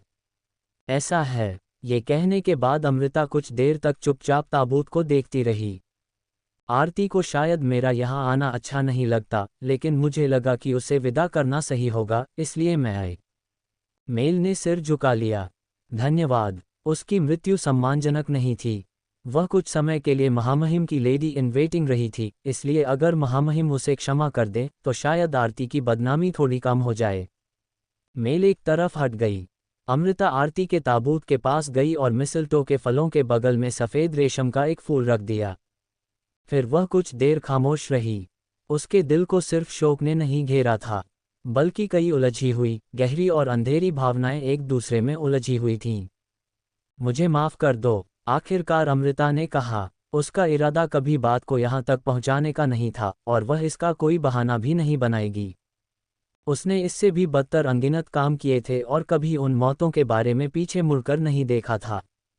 सिर्फ इसलिए कि इस समय वह भावुक हो रही थी, वह कोई बहाना नहीं बना सकती थी। आरती की जिंदगी किसी और की जिंदगी से अधिक मूल्यवान होने का कोई कारण नहीं था। मेल ने कहा, आरती, काउंट जॉर्डन परिवार के लिए एक कलंक है। नेहा, मेरे माता पिता और मैंने उसे गलत तरीके से पाला। मेल ने अपनी नज़रें नीचे कर लीं। ये सिर्फ एक बहाना लगेगा, लेकिन आरती उस दिन समय से पहले पैदा हुई थी जिस दिन हमें पता चला था कि ग्रैंड ड्यूक को पदच्युत कर दिया गया है। उद्धरण चिन्ह अल्पविराम अल्पविराम उद्धरण चिन्ह। उस समय एवरन बहुत कठिन दौर से गुजर रहा था और मेरे माता पिता ने बहुत कुछ सहा था और उन्हें बहुत अपराधबोध भी था। उद्धरण चिन्ह अल्पविराम उद्धरण चिन्ह। जिस दिन वह पैदा हुई, मुझे पता था कि वे बस उसका सिर एक कंबल से ढकने की चिंता कर रहे थे। उस समय सब कुछ अनिश्चित था। मैंने सुना था कि उन्हें डर था कि अगर इंपीरियल फैमिली के साथ युद्ध हुआ तो जॉर्डन परिवार में एक नवजात बच्ची होना बोझ बन जाएगा। इसलिए उन्हें लगा था कि अच्छा होगा अगर वह कुछ समझने से पहले ही मर जाए। नेहा, आपने माफ़ी मांगकर अच्छा किया। आप राजधानी की पत्नियों की तरह व्यवहार नहीं करती, सुंदर कपड़े पहनना, अपनी इच्छा से काम करना, मानो उस समय जो हुआ था उसकी भरपाई करने की कोशिश कर रही हों। मेल ने कहा कि उसने आरती की गलती की भरपाई नहीं की थी, बल्कि वह उसकी भरपाई करने की कोशिश कर रही थी। एक दिन मुझे एहसास हुआ कि आरती सिर्फ अपरिपक्व नहीं थी, बल्कि वह खुद को ग्रैंड ड्यूक की लेडी समझने लगी थी। मुझे एहसास हुआ कि ऐसा नहीं होना चाहिए, लेकिन तब तक बहुत देर हो चुकी थी। माता पिता चाहे जैसे भी किसी को पालें, लोग अंततः अपने स्वभाव के अनुसार ही जीते हैं। अमृता ने धीमी आवाज में उत्तर दिया। मेल ने कहा, हाँ, कुछ लोग चाहे जैसे भी पाले जाएं, बदलते नहीं हैं। फिर भी मुझे अफसोस है। नेहा, शायद वह एक अलग बच्ची बन सकती थी। मेल की आंखों से आंसू बहने लगे। His grace the grand Duke ने अपना पहला युद्ध 16 साल की उम्र में लड़ा था और मेरे पिता ने भी। इसलिए अगर आरती को हथियार देकर थोल्ड गेट की किलेबंदी पर तैनात किया जाता तो शायद वह समझ पाती कि एवरन के लोग इतने वफादार क्यों हैं। मुझे माफ़ कर दीजिए। उसने अपनी कमर झुकाकर अमृता से माफ़ी मांगी। उसके आंसू मंदिर के पत्थर के फर्श पर गिरने लगे। अमृता ने लंबी सांस छोड़ी। डेम, तुम एक अच्छी बड़ी बहन थीं। तुम्हें इस बात पर संदेह करने की ज़रूरत नहीं है। अगर उसे सच में पछतावा होता तो वह आरती को लेडी इन वेटिंग नहीं बनाती। लेकिन आरती का खून मेल के हाथों में था। आरती की ईर्ष्या भरी बातें उसके गले में अटक गईं। आरती के पास वह सब कुछ था जो अमृता चाहती थी। अमृता जानती थी कि अगर वह आरती की जगह होती तो इस दुनिया में उसे और कुछ पाने या करने की इच्छा नहीं होती। उसके पास प्यार करने वाले माता पिता और अच्छी बड़ी बहनें थीं। उसके लिए जीवन भर बस उस खुशी का आनंद लेना ही काफ़ी होता। अमृता ने फिर से आह भरी। अगर बचे हुए लोगों के दुख को उसकी जिंदगी की कीमत माना जाए तो आरती का जीवन अमृता के जीवन से कहीं अधिक मूल्यवान था। लेकिन वास्तविकता ये थी कि कई लोग अमृता को बचाने के लिए मर गए थे, जबकि आरती को एक ऐसे लकड़ी के ताबूत में दफनाया जा रहा था जो उसके माता पिता के दुख को भी शांत नहीं कर सकता था। जब उसने इस बारे में सोचा तो सब कुछ व्यर्थ लगा। दुनिया अन्यायपूर्ण और क्रूर थी। मेल को वहीं छोड़कर जब वह बाहर आई तो वहां कोई उसका इंतजार कर रहा था। क्या तुमने अपनी लेडी इन वेटिंग को विदा कर दिया? पुरोहित। हालांकि उसने उसका चेहरा देखा था, लेकिन उसने कभी उससे व्यक्तिगत रूप से बात नहीं की थी। अमृता ने सिर झुकाकर पुरोहित का अभिवादन किया। पुरोहित ने धीमी आवाज में कहा, मुझे आपसे कुछ देर बात करनी है। कृपया इधर आइए। पुरोहित ने उसे अपने पीछे आने का इशारा किया। बाकी पुरोहित जल्द ही अंतिम संस्कार से लौट आएंगे। उससे पहले मैं आपसे कुछ कहना चाहता हूँ, महामहिम। अमृता थोड़ी हैरान हुई। ऐसा कोई कारण नहीं था कि पुरोहित इतनी जल्दी उससे मिलना चाहता, खासकर तब जब वह कोई उच्च पद का पुरोहित भी नहीं था। बेशक पुरोहित का दर्जा सामान्य लोगों से अलग होता था। यहाँ तक कि नोबलमैन भी आमतौर पर पुरोहित के साथ पर्याप्त सम्मान से पेश आते थे। यहाँ तक कि जो लोग बिल्कुल भी धार्मिक नहीं होते थे, वे भी पुरोहित के सामने अपने शब्दों में अपने आप अधिक सम्मान ले आते थे। अमृता भी इससे अलग नहीं थी। इसलिए ऐसा कोई नियम नहीं था कि वह केवल इसलिए उससे बात न करे क्योंकि वह एक साधारण पुरोहित था। लेकिन अमृता ग्रैंड डचेस थी। जब वे औपचारिक रूप से प्रार्थना करने आते थे तो बिशप उनका स्वागत करता था, या कम से कम कोई उच्च पद का पुरोहित उनका अभिवादन करता था। इसलिए चूंकि दोनों के बीच कोई करीबी परिचय नहीं था, अमृता का यूं उसके पीछे चलना स्वाभाविक नहीं था। इसके अलावा वह उसे तब कुछ बताना चाहता था जब वहां कोई दूसरा पुरोहित मौजूद न हो। पुरोहित के शरीर से मिट्टी और धूल की गंध आ रही थी, मानो वह जल्दी में कहीं से लौटा हो। उसके जूतों पर भी कीचड़ लगा था। स्ट्रॉन्ग होल्ड के मुख्य द्वार से लेकर दफनाने की जगह तक सभी रास्ते पत्थरों से पक्के थे। उसके जूतों पर कीचड़ होने का मतलब था कि वह पीछे के दरवाजे से चुपचाप बाहर निकला था, या फिर किसी किनारे के कच्चे रास्ते से दौड़कर आया था। वह आखिर क्या बताना चाहता था? अमृता ने हल्के से सिर हिलाया और पुरोहित के पीछे चल दी। अल्फोंस बिना कुछ कहे अमृता के पीछे चलता रहा। पुरोहित उसे अपने निवास स्थान पर ले गया। कृपया यहाँ इंतजार कीजिए, अमृता ने दरवाजे पर अल्फोंस से कहा। महामहिम, आप मुझे एक मृत व्यक्ति समझ सकती हैं। उसने पहले ही मान लिया था कि उसकी अपनी जिंदगी का कोई मूल्य नहीं है। जैसा कि विशाल ने कहा था, वह केवल इसलिए यहाँ था क्योंकि इस समय उसकी ज़रूरत थी, और वास्तव में उससे बेहतर कोई सक्षम अंगरक्षक उपलब्ध नहीं था। उसने निश्चय कर लिया था कि वह आखिरी क्षण तक अमृता की तलवार बनकर उसके साथ रहेगा, जब तक उसे अपनी जान न देनी पड़े। लेकिन अमृता ने सिर हिला दिया। यहीं रहो, पुरोहित तुमसे डर रहा है। ये सच था। अल्फोंस की नज़र से भी देखा जाए तो पुरोहित कांप रहा था। मैं दरवाजे पर रहूंगा, अमृता ने सिर हिलाया। फिर वह पुरोहित के कमरे में चली गई। कमरा बहुत छोटा था। वहां केवल एक बिस्तर था, जिस पर मुश्किल से कोई लेट सकता था, एक भट्ठी और एक छोटी मेज थी जिस पर मोमबत्ती रखी थी। पुरोहित ने मेज के पास रखी कुर्सी घुमाकर अमृता को बैठने का संकेत दिया। वह खुद बिस्तर पर बैठ गया। कमरा इतना छोटा था कि दोनों के बीच केवल शिष्ट दूरी ही रखी जा सकती थी। एक दूसरे को इस तरह देखते हुए अमृता ने देखा कि मंद रोशनी में पुरोहित के माथे पर ठंडा पसीना आ रहा था। महामहिम, ऐसी अशिष्टता के लिए मुझे क्षमा करें। मुझे कुछ महत्वपूर्ण बातें पता चली हैं, लेकिन आपके अलावा मेरे पास ऐसा कोई नहीं है जिससे मैं इस बारे में बात कर सकूं। जहां तक मैं समझता हूं, आप ही यहाँ ऐसी एकमात्र व्यक्ति हैं जो एवरन से नहीं हैं। पुरोहित ने अपनी आस्तीन से माथा पोंछा। जैसा कि महामहिम ने शायद पहले ही महसूस किया होगा, नॉर्थ में स्थानीय लोगों और पुरोहित एस के बीच संबंध बहुत गहरे हैं। उन्हें डर है कि इतनी गंभीर बात को बाहर निकालना ठीक नहीं होगा। इसलिए मेरे पास पहले पुरोहित बनकर काम करने के अलावा कोई विकल्प नहीं था। पहले बताइए कि मामला क्या है। कल एक किसान ने मुझे कन्फेशन दिया था। पुरोहित ने घबराए हुए हाथों को कसकर पकड़ लिया। कन्फेशन की बात किसी और को बताना किसी भी परिस्थिति में निषिद्ध था, लेकिन यह मामला बहुत गंभीर था। उसने कहा कि इस बार युद्ध शुरू होने का कारण ये था कि उन्होंने एक डेविल क्रॉप उगाने की कोशिश की थी। पुरोहित ने इतना कहते ही ऐसे अपनी सारी बातें बाहर निकालनी शुरू कर दी, मानो उसके मन का बोझ हल्का हो गया हो। ऐसा लगता है कि किसान इसे करम क्रॉप कहते हैं। क्या यह इतनी बड़ी समस्या है? अमृता ने ऐसे पूछा जैसे वह कुछ समझ नहीं पा रही हो। मुझे पता था कि कभी कभी गरीब किसान भूख से बेहाल होकर खेत में बीज बो देते हैं और फिर फल तोड़ लेते हैं या जड़ें खोद लेते हैं। इस तरह के व्यवहार को एक दो बार माफ किया जा सकता है। पुरोहित ने कांपते हाथ से कहा। कर्म के साथ व्यापार करने के मामले में भी यही बात है। यह ऐसी जगह पर जीवित रहने के लिए मूर्ख लोगों द्वारा किया गया काम है, जहां गॉड की पहुंच नहीं है। पुरोहित, लेकिन यह मामला अलग है। कहा जाता है कि थोल्ड गेट के उत्तर की ओर स्थित एक गांव में डेविल क्रॉप पर व्यवस्थित रूप से शोध किया जा रहा था। ऐसा लगता है कि ग्रैंड डची के कुछ वैसल्स भी इसमें शामिल थे। अमृता ने अपनी नीली आंखों की चमक धीमी करते हुए उसकी ओर देखा। ऐसा लग रहा था कि उसके पास भावुक होने के लिए एक दिन भी पूरा नहीं बचा था। यह कोई अप्रत्याशित बात नहीं थी। करम की फसल उगाने की पद्धति का अध्ययन करने के लिए बनाया गया गांव लगभग 20 परिवारों से मिलकर बना था। वहां सामान्य गांवों की तरह बड़े बड़े परिवार नहीं थे। फिर भी वहां की आबादी 80 से अधिक थी। वे 80 प्रशिक्षित सैनिक या जासूस नहीं थे, बल्कि 80 साधारण ग्रामीण थे। यह अजीब था कि यह जानकारी बाहर नहीं निकली। निश्चित रूप से उनका मुंह बंद रखने के लिए उन सभी को मार देना सबसे आसान उपाय होता।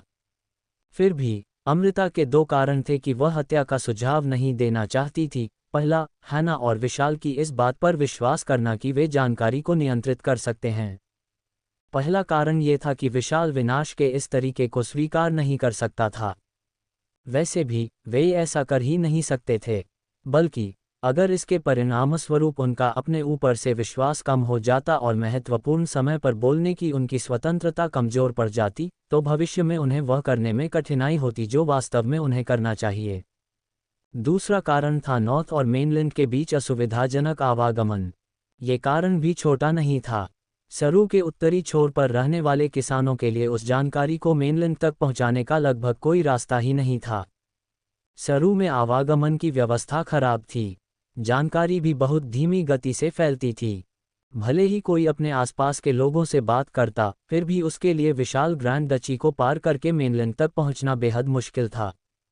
और अगर वह किसी तरह पहुंच भी जाती, तब तक वेस्ट में काम पूरा हो चुका होता। शायद ग्रैंड डची के भीतर कोई इंपीरियल जासूस मौजूद हो, लेकिन जब तक इकट्ठी की गई जानकारी करम क्रॉप्स और थोल्ड के उत्तरी गांव से संबंधित न हो, तब तक इसके बारे में पता चलने की संभावना बहुत कम थी। एक पुरोहित, हैना को इसमें पूरा विश्वास था कि वह इसमें शामिल लोगों को नियंत्रित कर सकती है। हालांकि, दुनिया में एक ऐसी चीज थी जिसे कोई नहीं रोक सकता था। वह था धार्मिक विश्वास। शायद जिसने पुरोहित के सामने कन्फेशन किया था, उसे खुद भी एहसास नहीं हुआ होगा कि उसने कोई रहस्य उजागर कर दिया है। क्योंकि किसी धार्मिक व्यक्ति के लिए कन्फेशन का मतलब रहस्य उजागर करना नहीं होता। ठीक उसी तरह जैसे कोई यह नहीं सोचता कि सोने से पहले जिस गॉड से वह प्रार्थना करता है, उसके सामने अपने पाप स्वीकार करना किसी रहस्य को उजागर करना है। बेशक, कन्फेशन सुनने वाले पुरोहित की सोच अलग थी। महामहिम टेम्पल करम को डेविल मानता है। करम डेविल के अधीन है। पुरोहित ने धार्मिक आक्रोश से भरे चेहरे के साथ कहा, ग्रैंड डची के वैसल्स द्वारा डेविल्स को यहां लाने की कोशिश करना एक गंभीर अपराध है।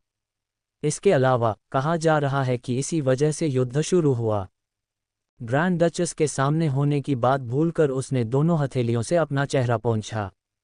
ये डिवाइन पनिशमेंट है। ये स्वाभाविक है कि हमने डीमंस की चीज़ों का लालच करके डेविल्स को अपनी ओर आकर्षित किया। बाकी समय के विपरीत, करम अचानक थोल्ड के पार दिखाई दिए। ये निश्चित रूप से उसी वजह से होना चाहिए। क्या आपने बिशप से बात की? अमृता ने धीमी और शांत आवाज में पूछा। वह पुरोहित की नीति जानना चाहती थी। पुरोहित ने सिर हिलाया। नहीं, मैंने उन्हें नहीं बताया। बिशप एक कमजोर व्यक्ति हैं। इसके अलावा, वह टेम्पल की इच्छा का समर्थन करने से अधिक इस क्षेत्र की एकता को महत्व देते हैं। समझ गई। बेशक, ऐसे मामले होते हैं जहां जीवित रहने के लिए यह अपरिहार्य होता है, और मुझे पता है कि कुछ लोग करम की मदद करते हैं। हाँ, लेकिन मैंने उनसे कहा है कि हमें इस बात का अधिक जोर देकर प्रचार करना चाहिए कि यह निषिद्ध है। लेकिन बिशप ने कहा कि गलत तरीके से किया गया अच्छा काम भी आखिर अच्छा काम ही होता है। सबसे पहले, वह हमेशा यही कहते हैं कि हमें जीवित रहना चाहिए। पुरोहित ने एक बार फिर अपना चेहरा सहलाया, लेकिन इस बार उसके चेहरे पर दृढ़ संकल्प दिखाई दे रहा था। इसीलिए मैं महामहिम से बात कर रहा हूँ। मैं यहाँ का व्यक्ति हूँ, इसलिए इसे अच्छी तरह जानता हूँ। बिशप्स, बाकी पुरोहित शायद एवरन को बचाने के लिए अधिकांश लोग इस बात को छिपाए रखेंगे। पुरोहित, लेकिन इसकी वजह से युद्ध हुआ है। मैं इसे कैसे दबा सकता हूँ? युद्ध करवाने वाला कोई तो होगा। पुरोहित चाहते हैं कि मैं आपकी कैसे मदद करूँ? मैं यहाँ की परिस्थितियों से अनजान हूँ और करम के बारे में भी ज़्यादा नहीं जानती।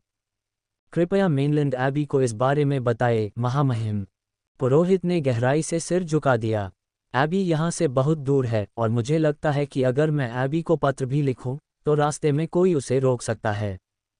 पुरोहित, अगर एबी आदेश देता है, तो बिशप उस डेविल और उस मूर्ख व्यक्ति को माफ नहीं करेंगे जो अपने स्वार्थ के लिए करम से संपर्क करता है। हमें उन्हें जल्द से जल्द ढूंढना होगा। हम ये तो नहीं चाहेंगे कि अपने वैसल्स की वजह से सरू को गॉड द्वारा त्याग दिया जाए, है न? अमृता अब भी पुरोहित को देखती रही। उसमें कोई दुर्भावना दिखाई नहीं दे रही थी। वह सचमुच सरू को लेकर चिंतित था। अगर यह बात मेनलैंड तक पहुंचती, तो करम से संपर्क करना और सरू का एक्सकम्युनिकेशन लगभग अकल्पनीय अपराध माना जाता। अच्छा हुआ कि उसने मुझसे इस बारे में बात की। अमृता ने सोचा। अभी मैं कुछ नहीं कह सकती। उसने शांत स्वर में उत्तर दिया, क्योंकि अभी यह स्पष्ट नहीं है कि युद्ध का कारण वास्तव में यही है। और क्या ऐसा नहीं हो सकता कि कन्फेशन करने वाले व्यक्ति ने किसी गलत उद्देश्य से आपको गलत जानकारी दी हो? आपको कन्फेसर की पहचान पर संदेह करने की आवश्यकता नहीं है। ठीक है, लेकिन अगर ग्रैंड डची के कुछ वैसल्स ने गुप्त रूप से कुछ किया है, तो मैं इतनी जल्दी उसमें हस्तक्षेप नहीं कर सकती। यह कोई सामान्य मामला नहीं लगता। हाँ, इसलिए पहले मैं थोड़ी जानकारी हासिल करूंगी। तब तक कृपया इसे गुप्त रखें। जी, महामहिम, आपकी सावधानी उचित है। पुरोहित ने सिर हिलाया। अमृता खड़ी हुई और हल्के से उसका अभिवादन किया। मैं आपसे जल्द ही फिर मिलूंगी। आपको मुझे बाहर तक छोड़ने की जरूरत नहीं है। पुरोहित भी उसके साथ खड़ा हो गया। अमृता उसे कमरे में छोड़कर अकेली बाहर निकल गई। धड़ाम, दरवाज़ा बंद करते ही उसके मुंह से एक लंबी सांस निकली। अल्फोंस ने बिना कुछ कहे लैंप ऊपर उठा दिया। अमृता तेजी से टेम्पल से बाहर निकल गई। पुरोहित काफी परेशानी पैदा कर सकते थे। टेम्पल में केंद्रीकृत व्यवस्था काफी मजबूत थी। उत्तरी छोर पर रहने वाले किसानों के लिए मेनलैंड तक जानकारी पहुंचाना मुश्किल था, लेकिन किसी पुरोहित के लिए दूसरे टेम्पल से संपर्क करना बहुत आसान था। इस बार पत्र को रोका जा सकता था, लेकिन किसी दिन वह टेम्पल तक पहुंच ही जाएगा। अगर अमृता ने बेकार में इस मामले को टाल दिया, तो ये पुरोहित निस्संदेह खबर भेजने का कोई दूसरा रास्ता खोज लेगा, और पुरोहित की बातों को किसान की बातों से कहीं अधिक गंभीरता से लिया जाएगा। मेनलैंड के लोगों के लिए करम के साथ संपर्क की खबर बेहद चौंकाने वाली होगी। संभव है कि सिर्फ करम क्रॉप ही नहीं, बल्कि ग्रैंड डची एवरन में हुए हर प्रकार के संपर्क को अपराध माना जाए। अगर अभी इसके बारे में बात करने वाला पुरोहित न होकर कोई और व्यक्ति होता, तो अमृता उसे मारकर उसका मुंह बंद कर देती, क्योंकि मृत व्यक्ति बोल नहीं सकता। लेकिन वह किसी पुरोहित के साथ ऐसा नहीं कर सकती थी। सभी पुरोहित के नाम एबी की सूची में दर्ज होते थे। अगर उनकी मृत्यु होती, तो उनकी मौत का कारण बताना पड़ता था। और अगर कोई पुरोहित अचानक किसी अस्वीकार्य कारण से मर जाता, तो एबी निश्चित रूप से उसकी मौत के कारण की जांच करने की कोशिश करता। काश मुझे एक दिन पहले पता चल गया होता, अमृता को अफसोस हुआ। अगर ऐसा होता, तो वह मृत कैड्रायल के आदमियों के पास मौजूद साउथ सी पीपल के हथियार से पुरोहित को मार सकती थी। अगर कहा जाता कि वह रेड के दौरान हुई कैजुअल्टी थी, तो क्या इस मामले को संभालना संभव होता? लेकिन अंतिम संस्कार पहले ही हो चुका था और अब अचानक उसका शव सामने नहीं लाया जा सकता था। ये सौभाग्य की बात थी कि पुरोहित ने कन्फेशन सुना था। वह एक धर्मनिष्ठ और सिद्धांतवादी व्यक्ति दिखाई दे रहा था, जो टेम्पल के प्रति पूरी तरह वफादार था। इसलिए वह आसानी से उस कन्फेशन को बाहर नहीं जाने देगा। जो भी हो, सबसे पहले युद्ध का कारण पता लगाना होगा। अमृता भयभीत चेहरे के साथ बाहर आई।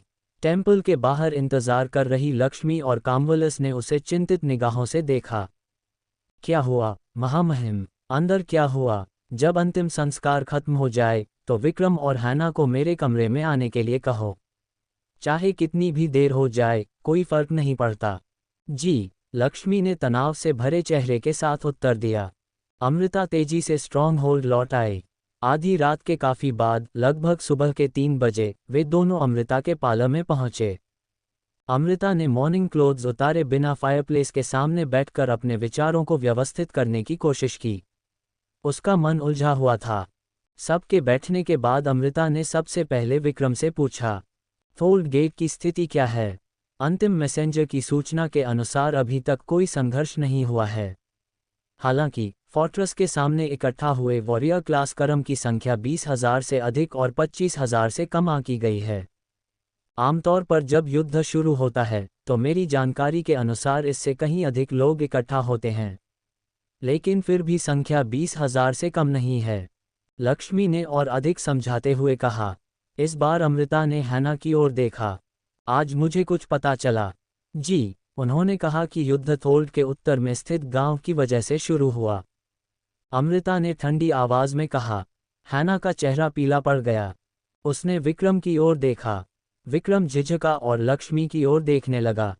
क्या ग्रैंड ड्यूक ने तुमसे इसे मुझसे छिपाने के लिए कहा था, या तुम लोग अपनी मर्जी से इसे छिपा रहे थे? अमृता ने ठंडी आवाज में पूछा। लक्ष्मी ने उसकी जगह जवाब दिया, मुझे नहीं पता कि यह किस बारे में है, लेकिन मैं निश्चित रूप से जानती हूँ कि ग्रैंड ड्यूक ने स्ट्रॉन्गहोल्ड की अच्छी तरह देखभाल करने को कहा था। तब विक्रम ने सिर झुका लिया। मुझे क्षमा करें, महामहिम। हैना अचानक उठी और घुटनों के बल बैठ गई। हाँ, यह मेरी गलती है। गांव को खाली करवाने की प्रक्रिया में मैंने गलती से करम के एक बच्चे को पकड़ लिया था। एक बच्चा? वहां से कुछ ही दूरी पर एक नया करम गांव था। कहा जाता है कि दोनों तरफ के बच्चे अक्सर एक दूसरे के साथ खेलते थे। उस दिन जब हम गांव को खाली कराकर वहां के निवासियों को ले जा रहे थे, तो कुछ बच्चे थोल्ड गेट में आ गए। जिस सैन्य अधिकारी से गलती हुई, उसने कहा कि उस बच्चे ने अपनी ऊपरी आंख को ढकने वाली हुड पहन रखी थी, इसलिए उसने उसे मिक्स्ड रेस समझकर यहाँ ले आया। अमृता ने जोर से सांस छोड़ी। वह राहत की सांस थी। जब थोल्ड गेट के फोर्ट्रेस से मार्गदर्शक उठा, तो अमृता के लिए यह उस वेरिएबल का उभरना था जिसकी उसे सबसे अधिक चिंता थी। जहां तक अमृता को याद था, इस वर्ष करम के साथ कोई युद्ध नहीं हुआ था। तो क्या यह उसके कार्यों से उत्पन्न हुआ कोई पागलपन भरा बटरफ्लाई इफेक्ट था? अगर ऐसा नहीं था, तो क्या इसका कारण ये था कि कैड्रायल के अलावा भी कोई और व्यक्ति था जिसके पास रिग्रेशन से पहले की यादें थीं? अमृता को पहले वाले कारण की संभावना बहुत अधिक नहीं लगी। एवरन के बाहर करम से जुड़ा हुआ कोई व्यक्ति इस मामले में शामिल हो, इसकी संभावना लगभग शून्य थी। पश्चिम में होने वाली मॉन्स्टर वेव को एक प्राकृतिक आपदा माना जाता था। करम भी इससे अलग नहीं थे, क्योंकि एवरन को छोड़कर हर क्षेत्र में उन्हें एक तरह का मॉन्स्टर ही माना जाता था। जहां तक अमृता जानती थी, वह अब भी उन लोगों में सबसे अधिक नए विचारों के साथ आने वाली व्यक्ति थी जो इंपीरियल राजनीति में शामिल थे। इसके अलावा वह लंबे समय से एवरन को पीड़ा देने में लगी हुई थी। उसने कभी ये तक नहीं सोचा था कि करम बातचीत या राजनीति का लक्ष्य हो सकते हैं, जब तक कि वह यहाँ आकर विशाल से बात नहीं कर चुकी थी। इसलिए मुख्य भूभाग में उसके द्वारा किए गए किसी भी काम का करम पर प्रभाव पड़ने की संभावना बहुत कम थी। दूसरे शब्दों में, इसका मतलब था कि एवरन में एक पूरी तरह से अज्ञात वेरिएबल उत्पन्न हुआ था। उसके नियंत्रण से बाहर के वेरिएबल्स खतरनाक होते हैं। हालांकि अगर युद्ध का कारण थोल्ड के उत्तर में स्थित गांव था, तो इसका मतलब था कि अमृता का स्वयं इस संघर्ष पर प्रभाव पड़ा था। यह कोई वेरिएबल नहीं था। युद्ध अपने आप में निश्चित रूप से एक समस्या था, लेकिन ये किसी अज्ञात वेरिएबल के सामने आने से बेहतर था। अमृता ने गहरी सांस ली और उनकी ओर देखा। क्या ग्रैंड ड्यूक को इसके बारे में पता है? हाँ, गांव का पहरेदार रिपोर्ट लेकर थोल्ड गेट के फोर्ट्रेस में चला गया है। समझ गई। बच्चे का क्या हुआ? मैंने उसे पहले ही वापस भेज दिया है। लेकिन एक बार ऐसा होने के बाद करम के कट्टरपंथियों को उदारवादियों पर बढ़त हासिल करने का मौका मिल गया है। अमृता कुछ देर सोचती रही। ग्रामीणों ने इसे कैसे संभाला? हैना, मुझे याद है कि तुम्हें पूरा विश्वास था कि तुम इस बात को गुप्त रख सकती हो। हैना ने पीला पड़ा चेहरा लिए सिर झुका लिया। मुझे क्षमा करें, मैं माफ़ी नहीं सुनना चाहती। हम जल्द से जल्द उस व्यक्ति को ढूंढेंगे जिसने ये जानकारी बाहर लीक की है। हैना ने सिर झुका लिया। तुम इसके साथ क्या करने वाली हो? दोषी को कड़ी सजा देंगे और बाकी लोगों को चेतावनी देंगे कि दोबारा ऐसा न हो। मुझे यकीन है कि तुम्हें पता है कि अगर यह बात मुख्य भूभाग तक पहुंच गई तो क्या होगा। मैंने तुम्हें पहले ही बताया था कि मैं गांव को क्यों खत्म कर रही हूं और उस फसल को ग्रेट एबी की वेदी पर चढ़ाने की कोशिश क्यों कर रही हूं। जी, किसी को चुप कराने के लिए सबको मारना पड़े, तभी कोई चेतावनी मायने रखती है। अमृता ने ठंडे स्वर में कहा। महामहिम। लक्ष्मी घबराकर उसे पुकार उठी। अमृता हल्का सा कांप गई। निश्चित रूप से इसके अलावा कोई दूसरा रास्ता नहीं था। आधी अधूरी सजा और चेतावनी से जानकारी के लीक होने की संभावना और बढ़ जाती। हालांकि अब ये स्पष्ट नहीं था कि इस मामले की जांच करने से कोई फायदा भी होगा या नहीं। अमृता ने अपना माथा छुआ। विक्रम ने जैसे सफाई देते हुए कहा, असल में हम पहले से ही उन्हें किसी उपयुक्त जगह पर स्थानांतरित करने और कुछ समय के लिए बाहरी दुनिया से उनका संपर्क पूरी तरह काटने वाले थे। संघर्ष के समय मैं तत्काल समस्या से निपटने के लिए पहले स्ट्रॉन्गहोल्ड चला गया था, लेकिन उसके बाद वहां करम सैनिकों के दिखाई देने के कारण हम अभी तक गांव को पूरी तरह खाली नहीं करा पाए। सबसे पहले हमें निवासियों का इंतजाम करना होगा। अमृता ने लक्ष्मी की ओर मुड़कर पूछा, क्या रेबल्स के गांव में जगह होगी? हमारे गांव में, क्योंकि रेबल्स का गांव एवरन की सबसे गुप्त जगह है। अच्छा होगा अगर तुम लगभग 8 परिवारों को वहां रख सको। फिलहाल बाकी मिक्स्ड फैमिलीज या उनके रिश्तेदारों को वहां रखना ठीक था, क्योंकि वे पहले से ही सामान्य नागरिक होने का दिखावा करते आए थे। जिन रिश्तेदारों में करम का रक्त मिला हुआ था, उनकी बातों को सार्वजनिक रूप से बिल्कुल स्वीकार नहीं किया जाएगा। इसलिए बाकी लोगों को रेबल्स के गांव में छिपा देना चाहिए। रेबल्स का गांव वह जगह था जहां सभी लोग मिलकर छिपे हुए थे। वहां के लोग सरू के प्रति सबसे अधिक वफादार थे। उनके भीतर इंपीरियल परिवार के प्रति बदले की भावना भी थी। वे थोल्ड के उत्तर वाले गांव के निवासियों पर नजर रखेंगे ताकि जानकारी बाहर न जा सके। तुम्हें स्ट्रॉन्गहोल्ड से कुछ सहायता लेनी पड़ेगी। यह असंभव नहीं है। मुझे लगता है कि अस्थायी निवास के लिए ये ठीक रहेगा। लंबे समय तक उन्हें वहां रखना स्वीकार्य होगा या नहीं, इस पर हमें बाद में चर्चा करनी होगी। अमृता ने विक्रम और हैना की ओर देखा। हैना ने जोर से सिर हिलाया। हम इस सर्दी में इसे संभाल सकते हैं और उसके बाद समस्या हल कर सकते हैं। वसंत में हम मूल योजना के अनुसार पूरे गांव को किसी गुप्त स्थान पर स्थानांतरित कर देंगे। क्या मुझे इस बात पर भरोसा करना ठीक होगा? वे इतने असहयोगी नहीं होंगे। वे सभी कई वर्षों से मिक्स्ड करम परिवारों के साथ पड़ोसियों की तरह रह रहे हैं। उनमें पर्याप्त निष्ठा है, मैं शपथ लेकर कहती हूँ, हैना ने कहा। अमृता ने हल्की सांस छोड़ी। निष्ठा और विश्वास एक दूसरे के विरोधी नहीं होते। इस बार पुरोहित के सामने स्वीकारोक्ति करने वाला व्यक्ति भी निष्ठा की कमी के कारण ऐसा नहीं कर रहा था। खैर, यह अच्छा था। अब जबकि जानकारी एक बार बाहर निकल चुकी थी, यह मान लेना सुरक्षित था कि कहीं न कहीं ये पहले ही पहुंच चुकी होगी। जैसा कि हैना ने कहा, अगर आगे कोई जानकारी लीक न हो तो अच्छा था, वरना अब इसे गुप्त रखना संभव नहीं होगा। उसे करम की फसल को जल्द से जल्द एबी की वेदी तक पहुंचाना ही होगा। वेस्टर्न ग्रेन मर्चेंट यूनियन भी जल्दी बनाना जरूरी था। करम क्रॉप शब्द जहां से भी सामने आए, उसे अनाज व्यापारियों के बीच चल रही लड़ाई के रूप में प्रस्तुत किया जा सकता था। अमृता ने कहा, मुझे राजधानी जाना होगा। क्या? विक्रम, हैना और लक्ष्मी तीनों ने हैरानी से अमृता को देखा। अमृता ने फिर कहा, समुद्र का रास्ता बंद है, लेकिन जमीन का रास्ता खुला है न? जमीन से आपका मतलब? यह आसान रास्ता नहीं है महामहिम। बर्फ जमा हुई है। अगर आप रथ में आराम करते हुए जाएंगी तो इसमें 2 महीने से भी अधिक समय लग सकता है। इसके अलावा करम थोल्ड माउंटेन्स को पार कर रहे हैं। जैसा कि आप देख सकते हैं, पेट्रोल्स उन्हें रोक रहे हैं, लेकिन यह नहीं कहा जा सकता कि रास्ता सुरक्षित है। विक्रम ने कहा। हैना की अपनी दूसरी चिंता भी थी।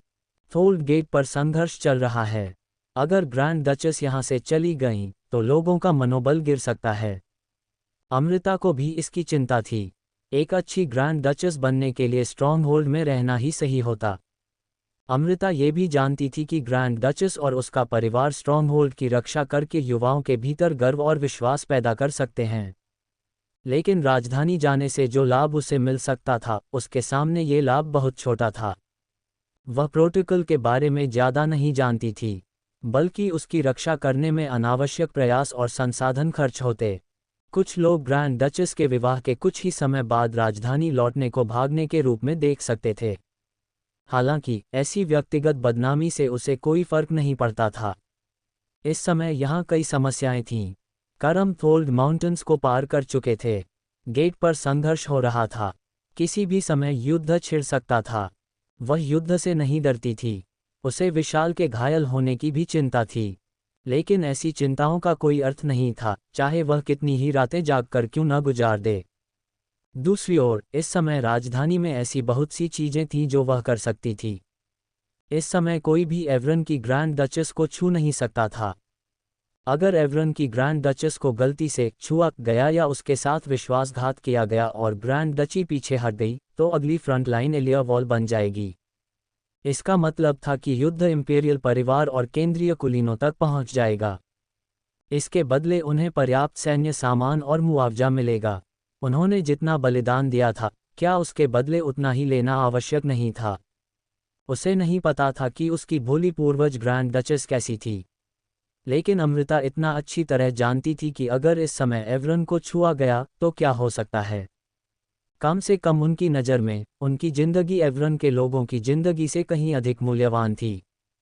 क्या उस अंतर को सोने से नहीं भरा जाना चाहिए? ग्रेट एबी के साथ भी यही बात थी। जब तक एवरन करम के साथ युद्ध में था, वे ग्रैंड डचेस को एक्सकम्युनिकेट नहीं कर सकते थे। इसलिए अब उसके द्वारा बोए गए बीजों को काटने और उन्हें अपने तरीके से इस्तेमाल करने का सबसे अच्छा समय था। उसे जो कुछ भी करना था वह राजधानी में था। इसी बीच उसने सोचा कि विशाल ने जिन सभी पश्चिमी सैनिकों को छोड़ दिया था उन्हें भी वापस लाना होगा। लक्ष्मी, ऐसी योजना बनाओ कि हम 2 महीने में वहां पहुंच जाएं। सर्दी खत्म होने से पहले। महामहिम, दक्षिण की ओर जाकर काम साथ साथ करना। अगर तुम्हारे पास पर्याप्त सैनिक नहीं हैं तो कम से कम आवश्यक अस्कॉत की व्यवस्था करो और जल्दी करो। इसकी जरूरत नहीं है, ये संभव है, विक्रम ने उत्तर दिया। लेकिन उससे पहले मैं his grace the grand Duke से बात करना चाहती हूँ। जी, अमृता ने कहा, मैं उन्हें एक पत्र लिखूंगी। जी, विक्रम ने अपनी हैरानी छिपाए बिना उत्तर दिया। रात बहुत हो चुकी है, जाकर आराम करो। जी, महामहिम। अमृता सबसे पहले खड़ी हुई। भविष्य में उसे क्या करना है, उसका एक मोटा खाका पहले ही उसके दिमाग में बन चुका था। अब उसे केवल उस पुरोहित से निपटना था। योजक चिन्ह, योजक चिन्ह, योजक चिन्ह। 3 दिन बाद अमृता का पत्र थोल्ड गेट के फोर्ट्रेस में विशाल तक पहुंचा। क्या तुम खुद पत्र लेकर आए हो? विशाल ने लक्ष्मी द्वारा पत्र सौंपे जाने पर हल्के से भौहें सिकोड़ लीं। जी, स्ट्रॉन्ग होल्ड से यह ज़्यादा दूर नहीं है। हर ग्रेस ने कहा कि यह एक महत्वपूर्ण पत्र है, इसलिए उन्होंने चाहा कि मैं इसे स्वयं आपको दूं।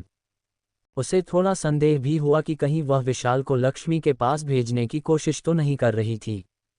उन्होंने मुझसे कहा कि मैं अपनी आंखों से युद्ध देखूं और उन्हें इसके बारे में बताऊं। उन्हें लगा कि ग्रैंड ड्यूक उन्हें बताते समय स्थिति को कम गंभीर दिखा सकते हैं। ये कहकर लक्ष्मी ने दीवार के दूसरी ओर देखा। 20,000 करम योद्धा। ये छोटी संख्या नहीं थी, लेकिन थोल्ड गेट के फोर्ट्रेस को तोड़ने के लिए पर्याप्त भी नहीं थी।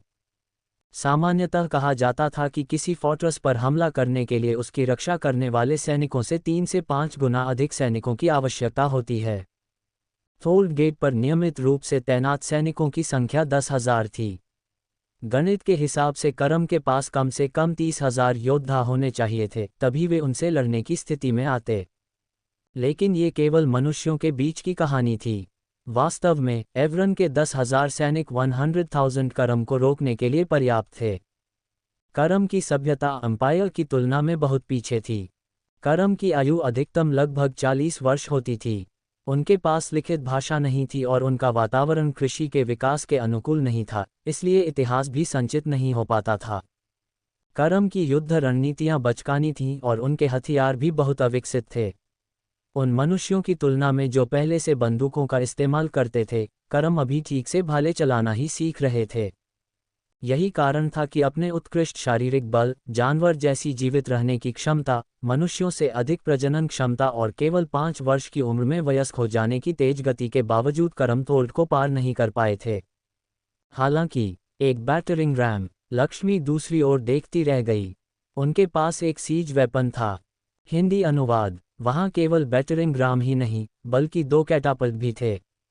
लक्ष्मी ने दूरबीन से उन्हें देखा। तीनों ही बेहद साधारण ढंग से बनाए गए थे। लकड़ी के पहिए ढीले थे।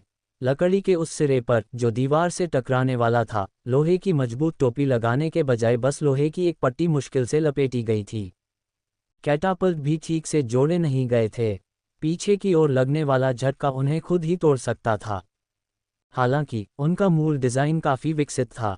सबसे महत्वपूर्ण बात यह थी कि वे दिखाई दिए थे। अब तक करम हथियारों पर ज़्यादा निर्भर नहीं रहते थे। उनके शरीर इतने शक्तिशाली थे कि वे नंगे हाथों से दीवारों पर चढ़ सकते थे। इसलिए दीवारों पर घेराबंदी की सीढ़ियां तक लगाना लगभग कभी नहीं पड़ता था। लेकिन अब ये स्थिति बदल रही थी। गुरिल्ला युद्ध के बाद अब घेराबंदी के हथियार। लक्ष्मी ने आह भरते हुए कहा। उन्होंने युद्ध की पूरी तैयारी कर ली है। मुझे नहीं लगता कि समस्या केवल उस करम बच्चे के अपहरण की वजह से है। नहीं, ऐसा नहीं लगता कि वे पूरी तरह युद्ध के लिए तैयार होकर आए हैं। अगर ऐसा होता तो वे अधिकतम 20,000 सैनिक ही लेकर नहीं आते। विशाल का चेहरा शांत ही रहा। बल्कि मुझे ये जानने में दिलचस्पी है कि उन्होंने ऐसा विचार कैसे सोचा। वे 100 साल से भी अधिक समय से थोल्ड गेट पर लड़ रहे हैं। शायद उन्हें आखिरकार समझ आ गया हो कि नंगे शरीर से हमला करना मुश्किल है।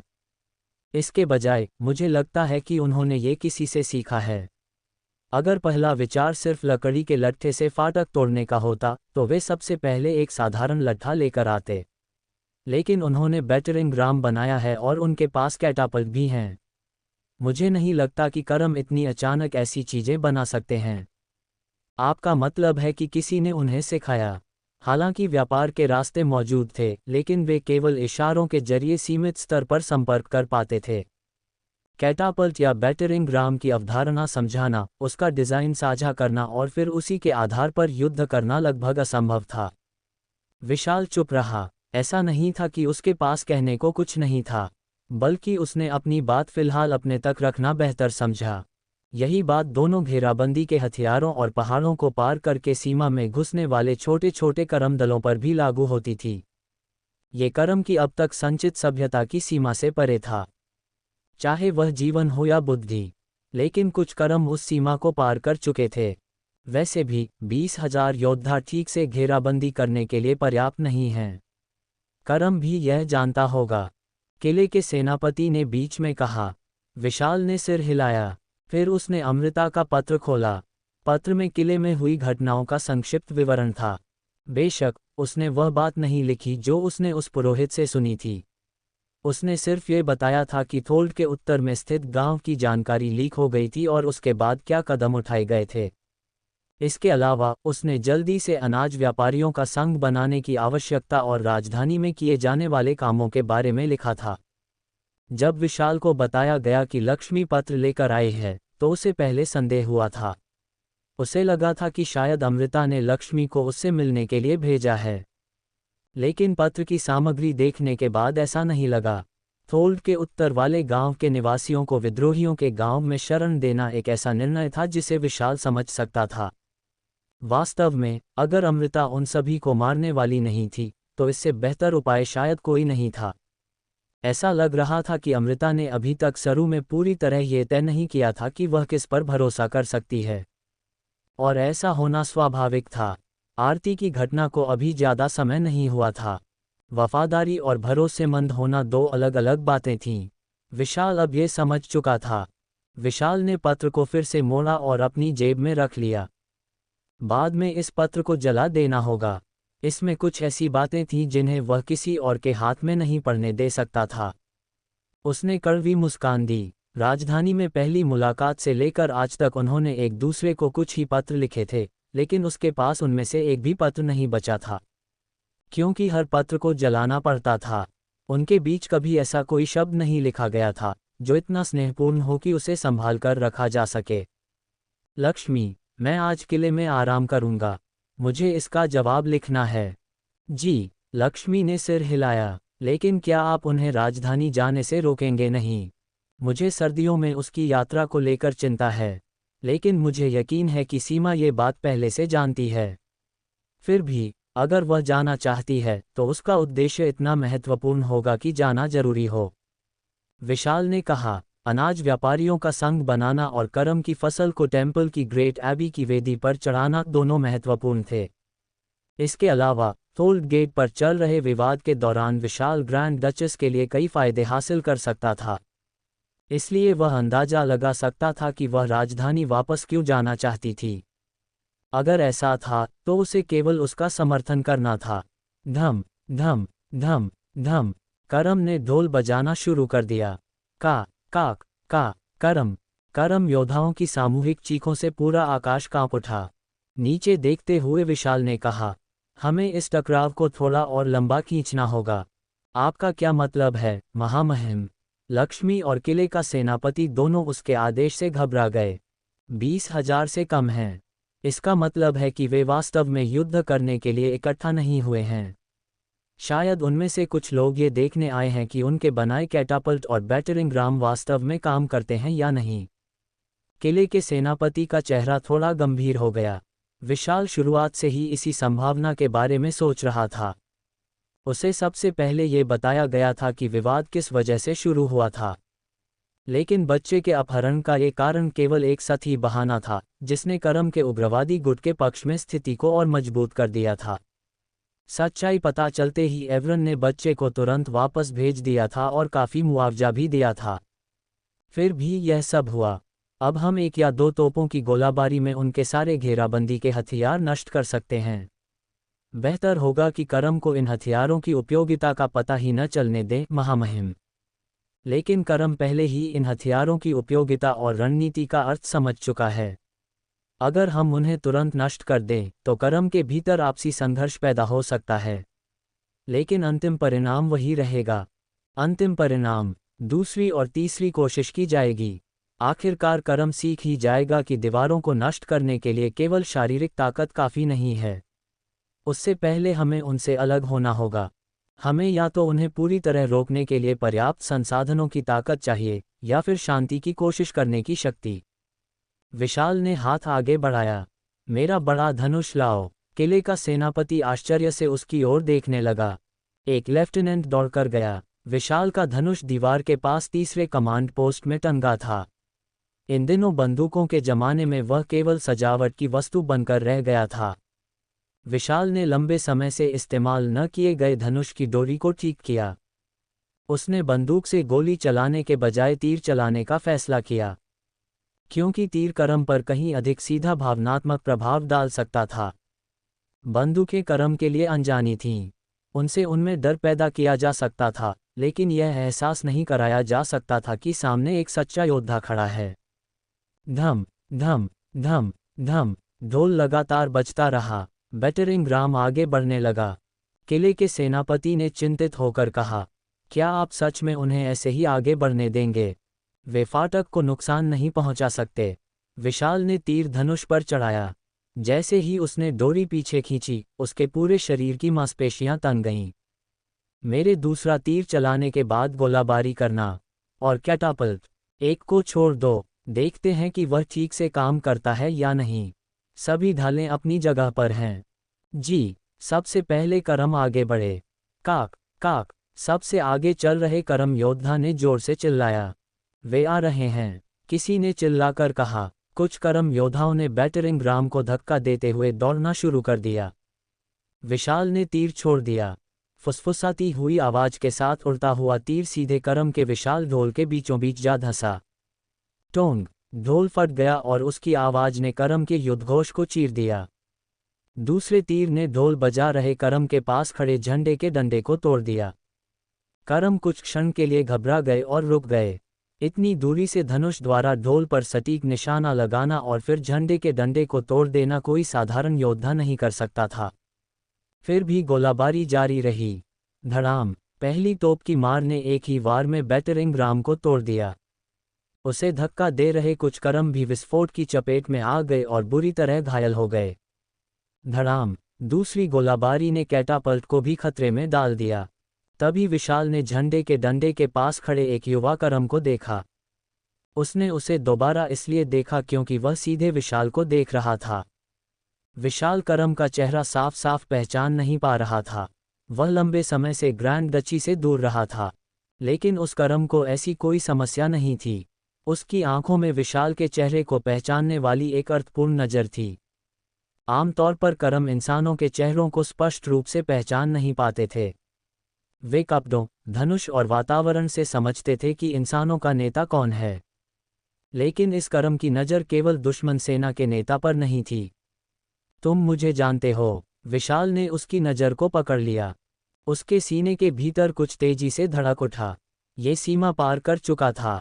क्या उसे यहीं मार देना बेहतर होगा, या उसे जिंदा रखना चाहिए? क्या उसे वर्तमान स्थिति को बनाए रखना चाहिए, या भविष्य को किसी दूसरी दिशा में मोड़ देना चाहिए? वह जानना चाहता था कि अमृता क्या कहेगी। करम योद्धाओं ने जोरदार गर्जना की। जो स्थिति लगभग युद्ध में बदल गई थी, वह फिर से आमने सामने के तनाव में बदल गई। योजक चिन्ह, योजक चिन्ह, योजक चिन्ह। उसी समय अमृता केवल अल्फोंस को साथ लेकर मंदिर की ओर जा रही थी। उसने अपने कोट के ऊपर फर वाला हुड लगा हुआ लबादा पहन रखा था। पतले लेस के दस्ताने पहने उसके हाथ में रत्नों से सजा एक छोटा सा हैंडबैग था। वह बिना रथ के पैदल चल रही थी, लेकिन किसी ने यह नहीं पूछा कि क्यों। क्योंकि वह बिना किसी को बताए बाहर निकली थी। अगर संभव होता तो वह अल्फोंस के बिना अकेले जाना चाहती। लेकिन राजधानी के विपरीत यहाँ वह उसे अलग नहीं कर सकती थी। उसके पास फ्रील नहीं था जो उसकी जगह अस्कॉत बन सके, और अल्फोंस भी उससे अलग होने को तैयार नहीं था। अल्फोंस ने साफ कहा था कि अगर वह उसे साथ नहीं ले जाएगी तो उसे कम से कम 2 अन्य बॉडीगार्ड को साथ ले जाना होगा। अल्फोंस 2 बॉडीगार्ड से बेहतर था। इसके अलावा पिछली बार वह उसके साथ मंदिर तक आया था। वह उस पुरोहित का चेहरा पहले ही देख चुका था। जब ग्रैंड डचेस बिना किसी पूर्व सूचना के मंदिर पहुंची तो प्रवेश द्वार पर मौजूद अप्रेंटिस पुरोहित उसे देखकर बुरी तरह चौंक गया और सिर झुका दिया। अमृता ने धीमी आवाज में कहा, मैं थोड़ी देर प्रार्थना करूंगी, उन्हें मत बताना। जी बिल्कुल, अप्रेंटिस पुरोहित ने सिर झुका दिया। शायद ये वास्तव में कोई गुप्त यात्रा नहीं थी। ग्रैंड डचेस का मंदिर में आकर शांतिपूर्वक प्रार्थना करके चले जाना कोई ऐसी बात नहीं थी जिसे छिपाना जरूरी हो। इससे कोई खास फर्क नहीं पड़ता था। अमृता ने अपना हुड उतारे बिना मंदिर के भीतर कदम रखा। वह चैपल या प्रेयर रूम की ओर नहीं जा रही थी। वह उस विश्वासी पुरोहित के कमरे की ओर जा रही थी जिसने उसे करम की फसल के बारे में बताया था। विशाल गलत था। अमृता ने पत्र वास्तव में लक्ष्मी को इसलिए सौंपा था ताकि वह विशाल से अलग होकर रह सके। पुजारी अपने कमरे में था। मूल रूप से मंदिर में जीवन एक चक्की के पहिए की तरह चलता रहता था। केवल 1-2 दिन निरीक्षण करने के बाद ही यह पता लगाना मुश्किल नहीं था कि इस समय पुजारी अपने कमरे में ही होगा। इसके अलावा वह एक जटिल समस्या पर विचार कर रहा था, इसलिए यह पूरी तरह अनुमान लगाया जा सकता था कि वह अकेले कमरे में अधिक समय बिताएगा। महामहिम, पुजारी ने दरवाज़ा खोला और अमृता को देखकर आश्चर्य से सिर झुका दिया। अमृता ने अंदर आने का संकेत करते हुए उसकी ओर देखा। पुजारी जल्दी से पीछे हटकर कमरे के अंदर चला गया। अमृता ने अल्फोंस को बाहर ही छोड़ दिया और दरवाज़ा बंद कर दिया। बैठिए। जी। पिछली बार की तरह पुजारी बिस्तर पर बैठ गया। अमृता ने खुद कुर्सी खींची और बैठ गई। पुजारी ने जो कुछ कहा था, मैंने उसके बारे में थोड़ा पता लगाया है। जी, तुम सही थे। थोल्ड गेट के उत्तर में एक गांव था जहां ज्यादातर मिश्रित करम रक्त वाले परिवार रहते थे। ये भयानक है। मिश्रित करम रक्त का नाम सुनते ही पुजारी ने क्रॉस का निशान बनाया। केवल उसके बारे में सोचने से ही ऐसा लग रहा था जैसे वह कांप उठा हो। ग्रैंड ड्यूक बहुत कोमल हृदय के हैं। पाप के बीजों को जल्दी से नष्ट कर देना उनके माता पिता के लिए कहीं अधिक दयालु होता। अमृता ने अपनी कड़वी मुस्कान छिपाए और गंभीर चेहरा बनाकर कहा, सिर्फ मंदिर से निकाल दिया जाना ही उनके लिए पर्याप्त सजा होगी। यह कोई सजा नहीं है। उस दानव को मंदिर में पैर रखने की हिम्मत कैसे हुई? पुजारी, अमृता ने हल्की सांस छोड़ी। करम मिश्रित लोगों ने थोल्ड के उत्तर में एक गांव बसाया। खैर, मुझे नहीं लगता कि यह बात इतनी महत्वपूर्ण है। भले ही किसी और ने उनकी मदद की हो, कोई व्यक्ति अपने परिवार या रिश्तेदारों को इतनी आसानी से कैसे नज़रअंदाज कर सकता है? जी, मैं महामहिम की भावना समझता हूँ। लेकिन व्यक्तिगत लोगों को क्षमा किया जा सकता है, लेकिन मुझे नहीं लगता कि मैं उस जागीरदार को क्षमा कर सकती हूँ जिसने ग्रैंड ड्यूक की जानकारी के बिना ऐसा काम किया। अमृता ने नर्म आवाज में कहा। पुजारी ने सिर हिलाया। ग्रैंड ड्यूक को भी इस बारे में पता चलेगा।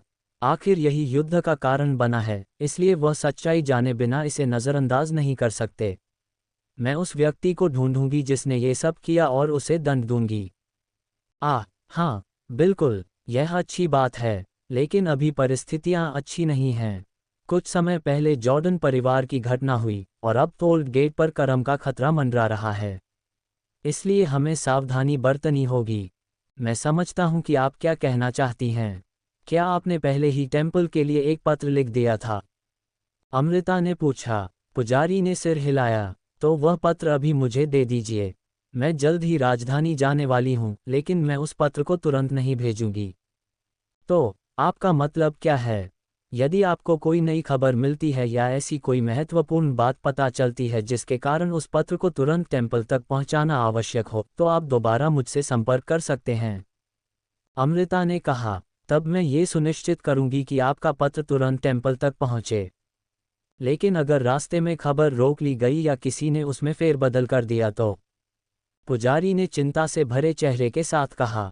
अमृता हल्का सा मुस्कुराए। उसकी नज़र में पूरे सरू में केवल फ्रील और प्रताप ही ऐसे लोग थे जिनमें सही समझ थी। प्रताप इस मामले में शामिल नहीं होगा।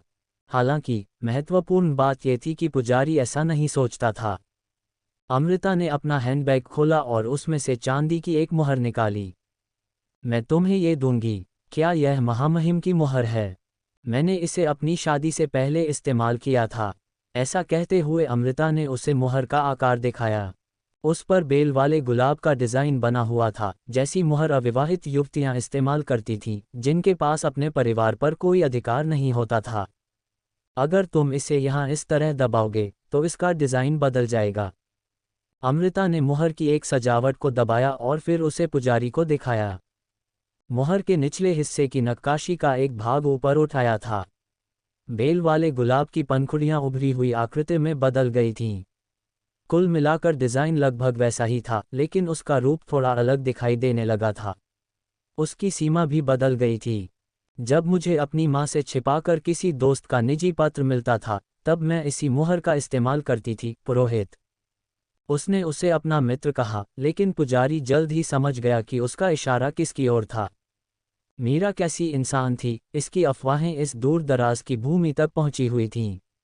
वह ऐसी महिला थी जो अपनी बेटी का पत्र तक फाड़कर पढ़ने से नहीं हिचकती थी। अब मुझे इसकी ज़रूरत नहीं है, इसलिए मैंने इसे वापस ले लिया।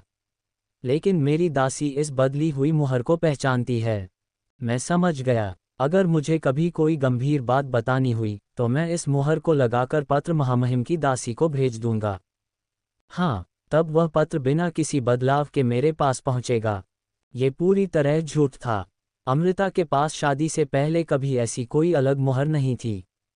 उसने इस बार केवल रूबी को मुहर का बदला हुआ डिज़ाइन बताया था, ताकि अगर पुजारी की ओर से वास्तव में कोई संदेश आए तो वह उसे पहचान सके।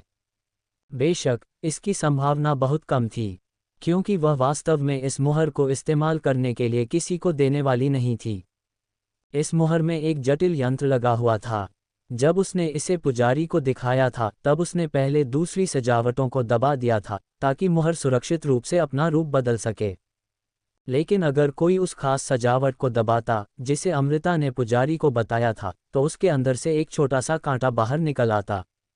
वह लोहे के बाल जितना पतला और छोटा था, किसी कांटे की तरह जिसे हाथ में चुभने के बाद भी पहचानना मुश्किल था। अगर उसकी किस्मत अच्छी हुई तो वह बच जाएगा। अगर उसे विश्वास रहा कि विशाल इस मामले को ठीक तरह से संभाल लेगा और वह आज की घटना को भूल गया, तो पुजारी जीवित रह सकता था। अगर वह उस मुहर को दराज की गहराई में रखकर दोबारा कभी बाहर नहीं निकालता तो कुछ नहीं होगा। लेकिन शायद तुम जीवित नहीं बचोगे, अमृता ने मन ही मन सोचा। पुजारी उससे संपर्क करने की कोशिश जरूर करेगा।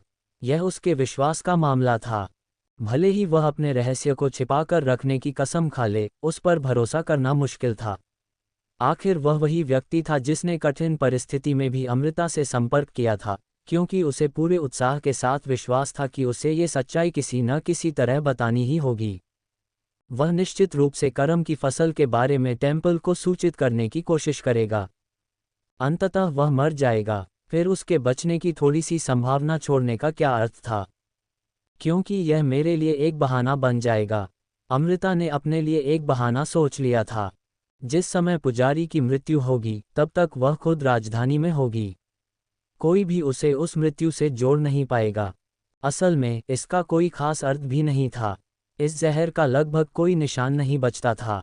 अगर शव की जांच की जाती तो केवल इतना पता चलता कि मृत्यु जहर के कारण हुई थी। लेकिन केवल इसलिए कि किसी एक पुजारी की अचानक मृत्यु हो गई, कोई उसकी शव परीक्षा नहीं करवाएगा। इसलिए अंततः ये सब अमृता अपने मन को शांत करने के लिए कर सकती थी। यह अपने अपराध बोध को कम करने और जिम्मेदारी पीड़ित पर डालने जैसा था, अपने आप से यह कहना कि उसकी मृत्यु के लिए वह जिम्मेदार नहीं थी, बल्कि यह उसकी अपनी गलती थी। आपकी इस चिंता के लिए बहुत बहुत धन्यवाद। मैं लंबे समय से सोच रहा था कि मुझे आपसे इस बारे में बात करनी चाहिए या नहीं, लेकिन अब मुझे लगता है कि मैंने सही किया। पुजारी ने कुछ राहत भरे चेहरे के साथ कहा।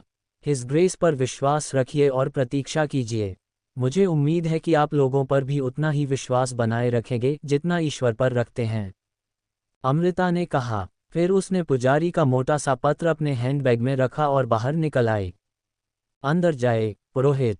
धन्यवाद, महामहिम। पुजारी कमर तक झुककर गहराई से प्रणाम करने लगा। अमृता मुड़ी। उसे अचानक विशाल की कही हुई बात याद आ गई। जब हम साथ होंगे तो हम सही रास्ता ढूंढ पाएंगे। जब उसने ऐसा कहा था तो उसके मन में कौन सा सही रास्ता था? अमृता केवल उसका थोड़ा बहुत अनुमान ही लगा सकती थी। इसके अलावा अमृता जानती थी कि वह उसके साथ राजधानी नहीं जा पाएगा। मुझे राजधानी वापस जाना होगा, उसने खाली मन से सोचा। किसी व्यक्ति का जीवन भी शतरंज के मोहरे की तरह इस्तेमाल किया जा सकता है। सोने के सिक्कों की थैली या षड्यंत्र रचने की कोई जगह भी उसे सिंहासन के एक कदम और करीब ले जाने के लिए इस्तेमाल की जा सकती है। और वही वह जगह थी जहां उसे होना था। राजधानी में उसे अब इस तरह की झिझक महसूस नहीं करनी पड़ेगी। एक आंखों वाली दुनिया में केवल एक आंख वाला व्यक्ति ही सामान्य माना जाता है। उसकी अपनी कुरूपता भी अनगिनत नीच लोगों के बीच घुल जाएगी। बल्कि वह चाहती थी कि ऐसा ही हो। योजक चिन्ह, योजक चिन्ह, योजक चिन्ह। वापस लौटते ही अमृता ने सबसे पहले अपने हैंडबैग से पुजारी का पत्र निकाला और उसे पढ़ा। ऐसा कुछ खास नहीं था जिसे ध्यान में रखना पड़े। उसमें लिखा था कि सरू के कुछ जागीरदारों ने वहां के निवासियों की मदद से करम की फसल उगाने की कोशिश की थी और वहां मिश्रित करम रक्त वाला एक समुदाय रह रहा था। पुजारी ने अंत में अपने सामान्य विचार भी लिखे थे। यहाँ बहुत से लोग शुद्ध और ईमानदार हैं, लेकिन वे ईश्वर के वचन से बहुत दूर हैं। ग्रैंड डची के जागीरदार भी वफादार और साहसी हैं, लेकिन ऐसा लगता है कि वे यह नहीं जानते कि वास्तव में महत्वपूर्ण क्या है। ग्रैंड ड्यूक कई बार यहाँ से दूर रहे हैं, इसलिए ऐसी बहुत सी जगहें हैं जहाँ उनकी नज़र नहीं पहुँचती। यहाँ ऐसे लोगों की कमी नहीं है जो दानव के बीज के प्रति सहानुभूति रखते हैं। कभी कभी उसमें गंदे और घृणित रक्त का मिश्रण भी होता है, और केवल बहिष्कार पर्याप्त सजा नहीं है। सरू में पर्याप्त मंदिर नहीं हैं। इसी कारण लोग सही मार्ग जाने बिना और भी अधिक भटक रहे हैं। इस स्थिति को ग्रेट टेम्पल के सामने रखने के लिए कृपया कई पुजारियों को भेजें ताकि वे लोगों को अनुशासित कर सकें और शूरवीरों तथा अधिकारियों को धर्म का सिद्धांत सिखा सकें। अमृता ने पत्र पढ़कर उसे चिमनी में फेंक दिया। पत्र पल भर में आग की लपटों में जल उठा। उसने आग कुरेने वाली लोहे की छड़ उठाए और राख को सावधानीपूर्वक बिखेर दिया। यह उसकी आदत थी। शायद किले में ऐसा कोई व्यक्ति नहीं था जो चिमनी से बचे हुए कागज के टुकड़े निकालकर उन्हें जोड़कर उस पत्र को दोबारा बना सके। अगर ऐसा कोई व्यक्ति था तो अमृता उसे अपने साथ रखना चाहती थी। ठक ठक, दरवाजे पर दस्तक हुई। अंदर आओ, अमृता ने सामान्य स्वर में जवाब दिया। उसने रूबी को बुलाया था, इसलिए स्वाभाविक रूप से उसे लगा कि रूबी आई होगी। लेकिन दरवाज़ा तुरंत नहीं खुला। अमृता को आश्चर्य हुआ और वह उठ खड़ी हुई। जब दासियां दरवाज़ा खटखटाती थीं तो वे आमतौर पर कहती थीं, ये रूबी है, लेकिन बाहर से ऐसी कोई आवाज़ नहीं आई। क्या ये कोई और है? आह! उसके दरवाजे तक पहुंचने से पहले ही दरवाज़ा खुल गया। अमृता चौंक गई और लगभग उछल पड़ी। दरवाजे के उस पार विशाल खड़ा था और उसके चेहरे पर थोड़ी असहज मुस्कान थी। ऐसा लग रहा था जैसे वह अभी अभी बाहर से आया हो। ठंडी हवा से छुए हुए उसके गाल सेब की तरह लाल हो गए थे।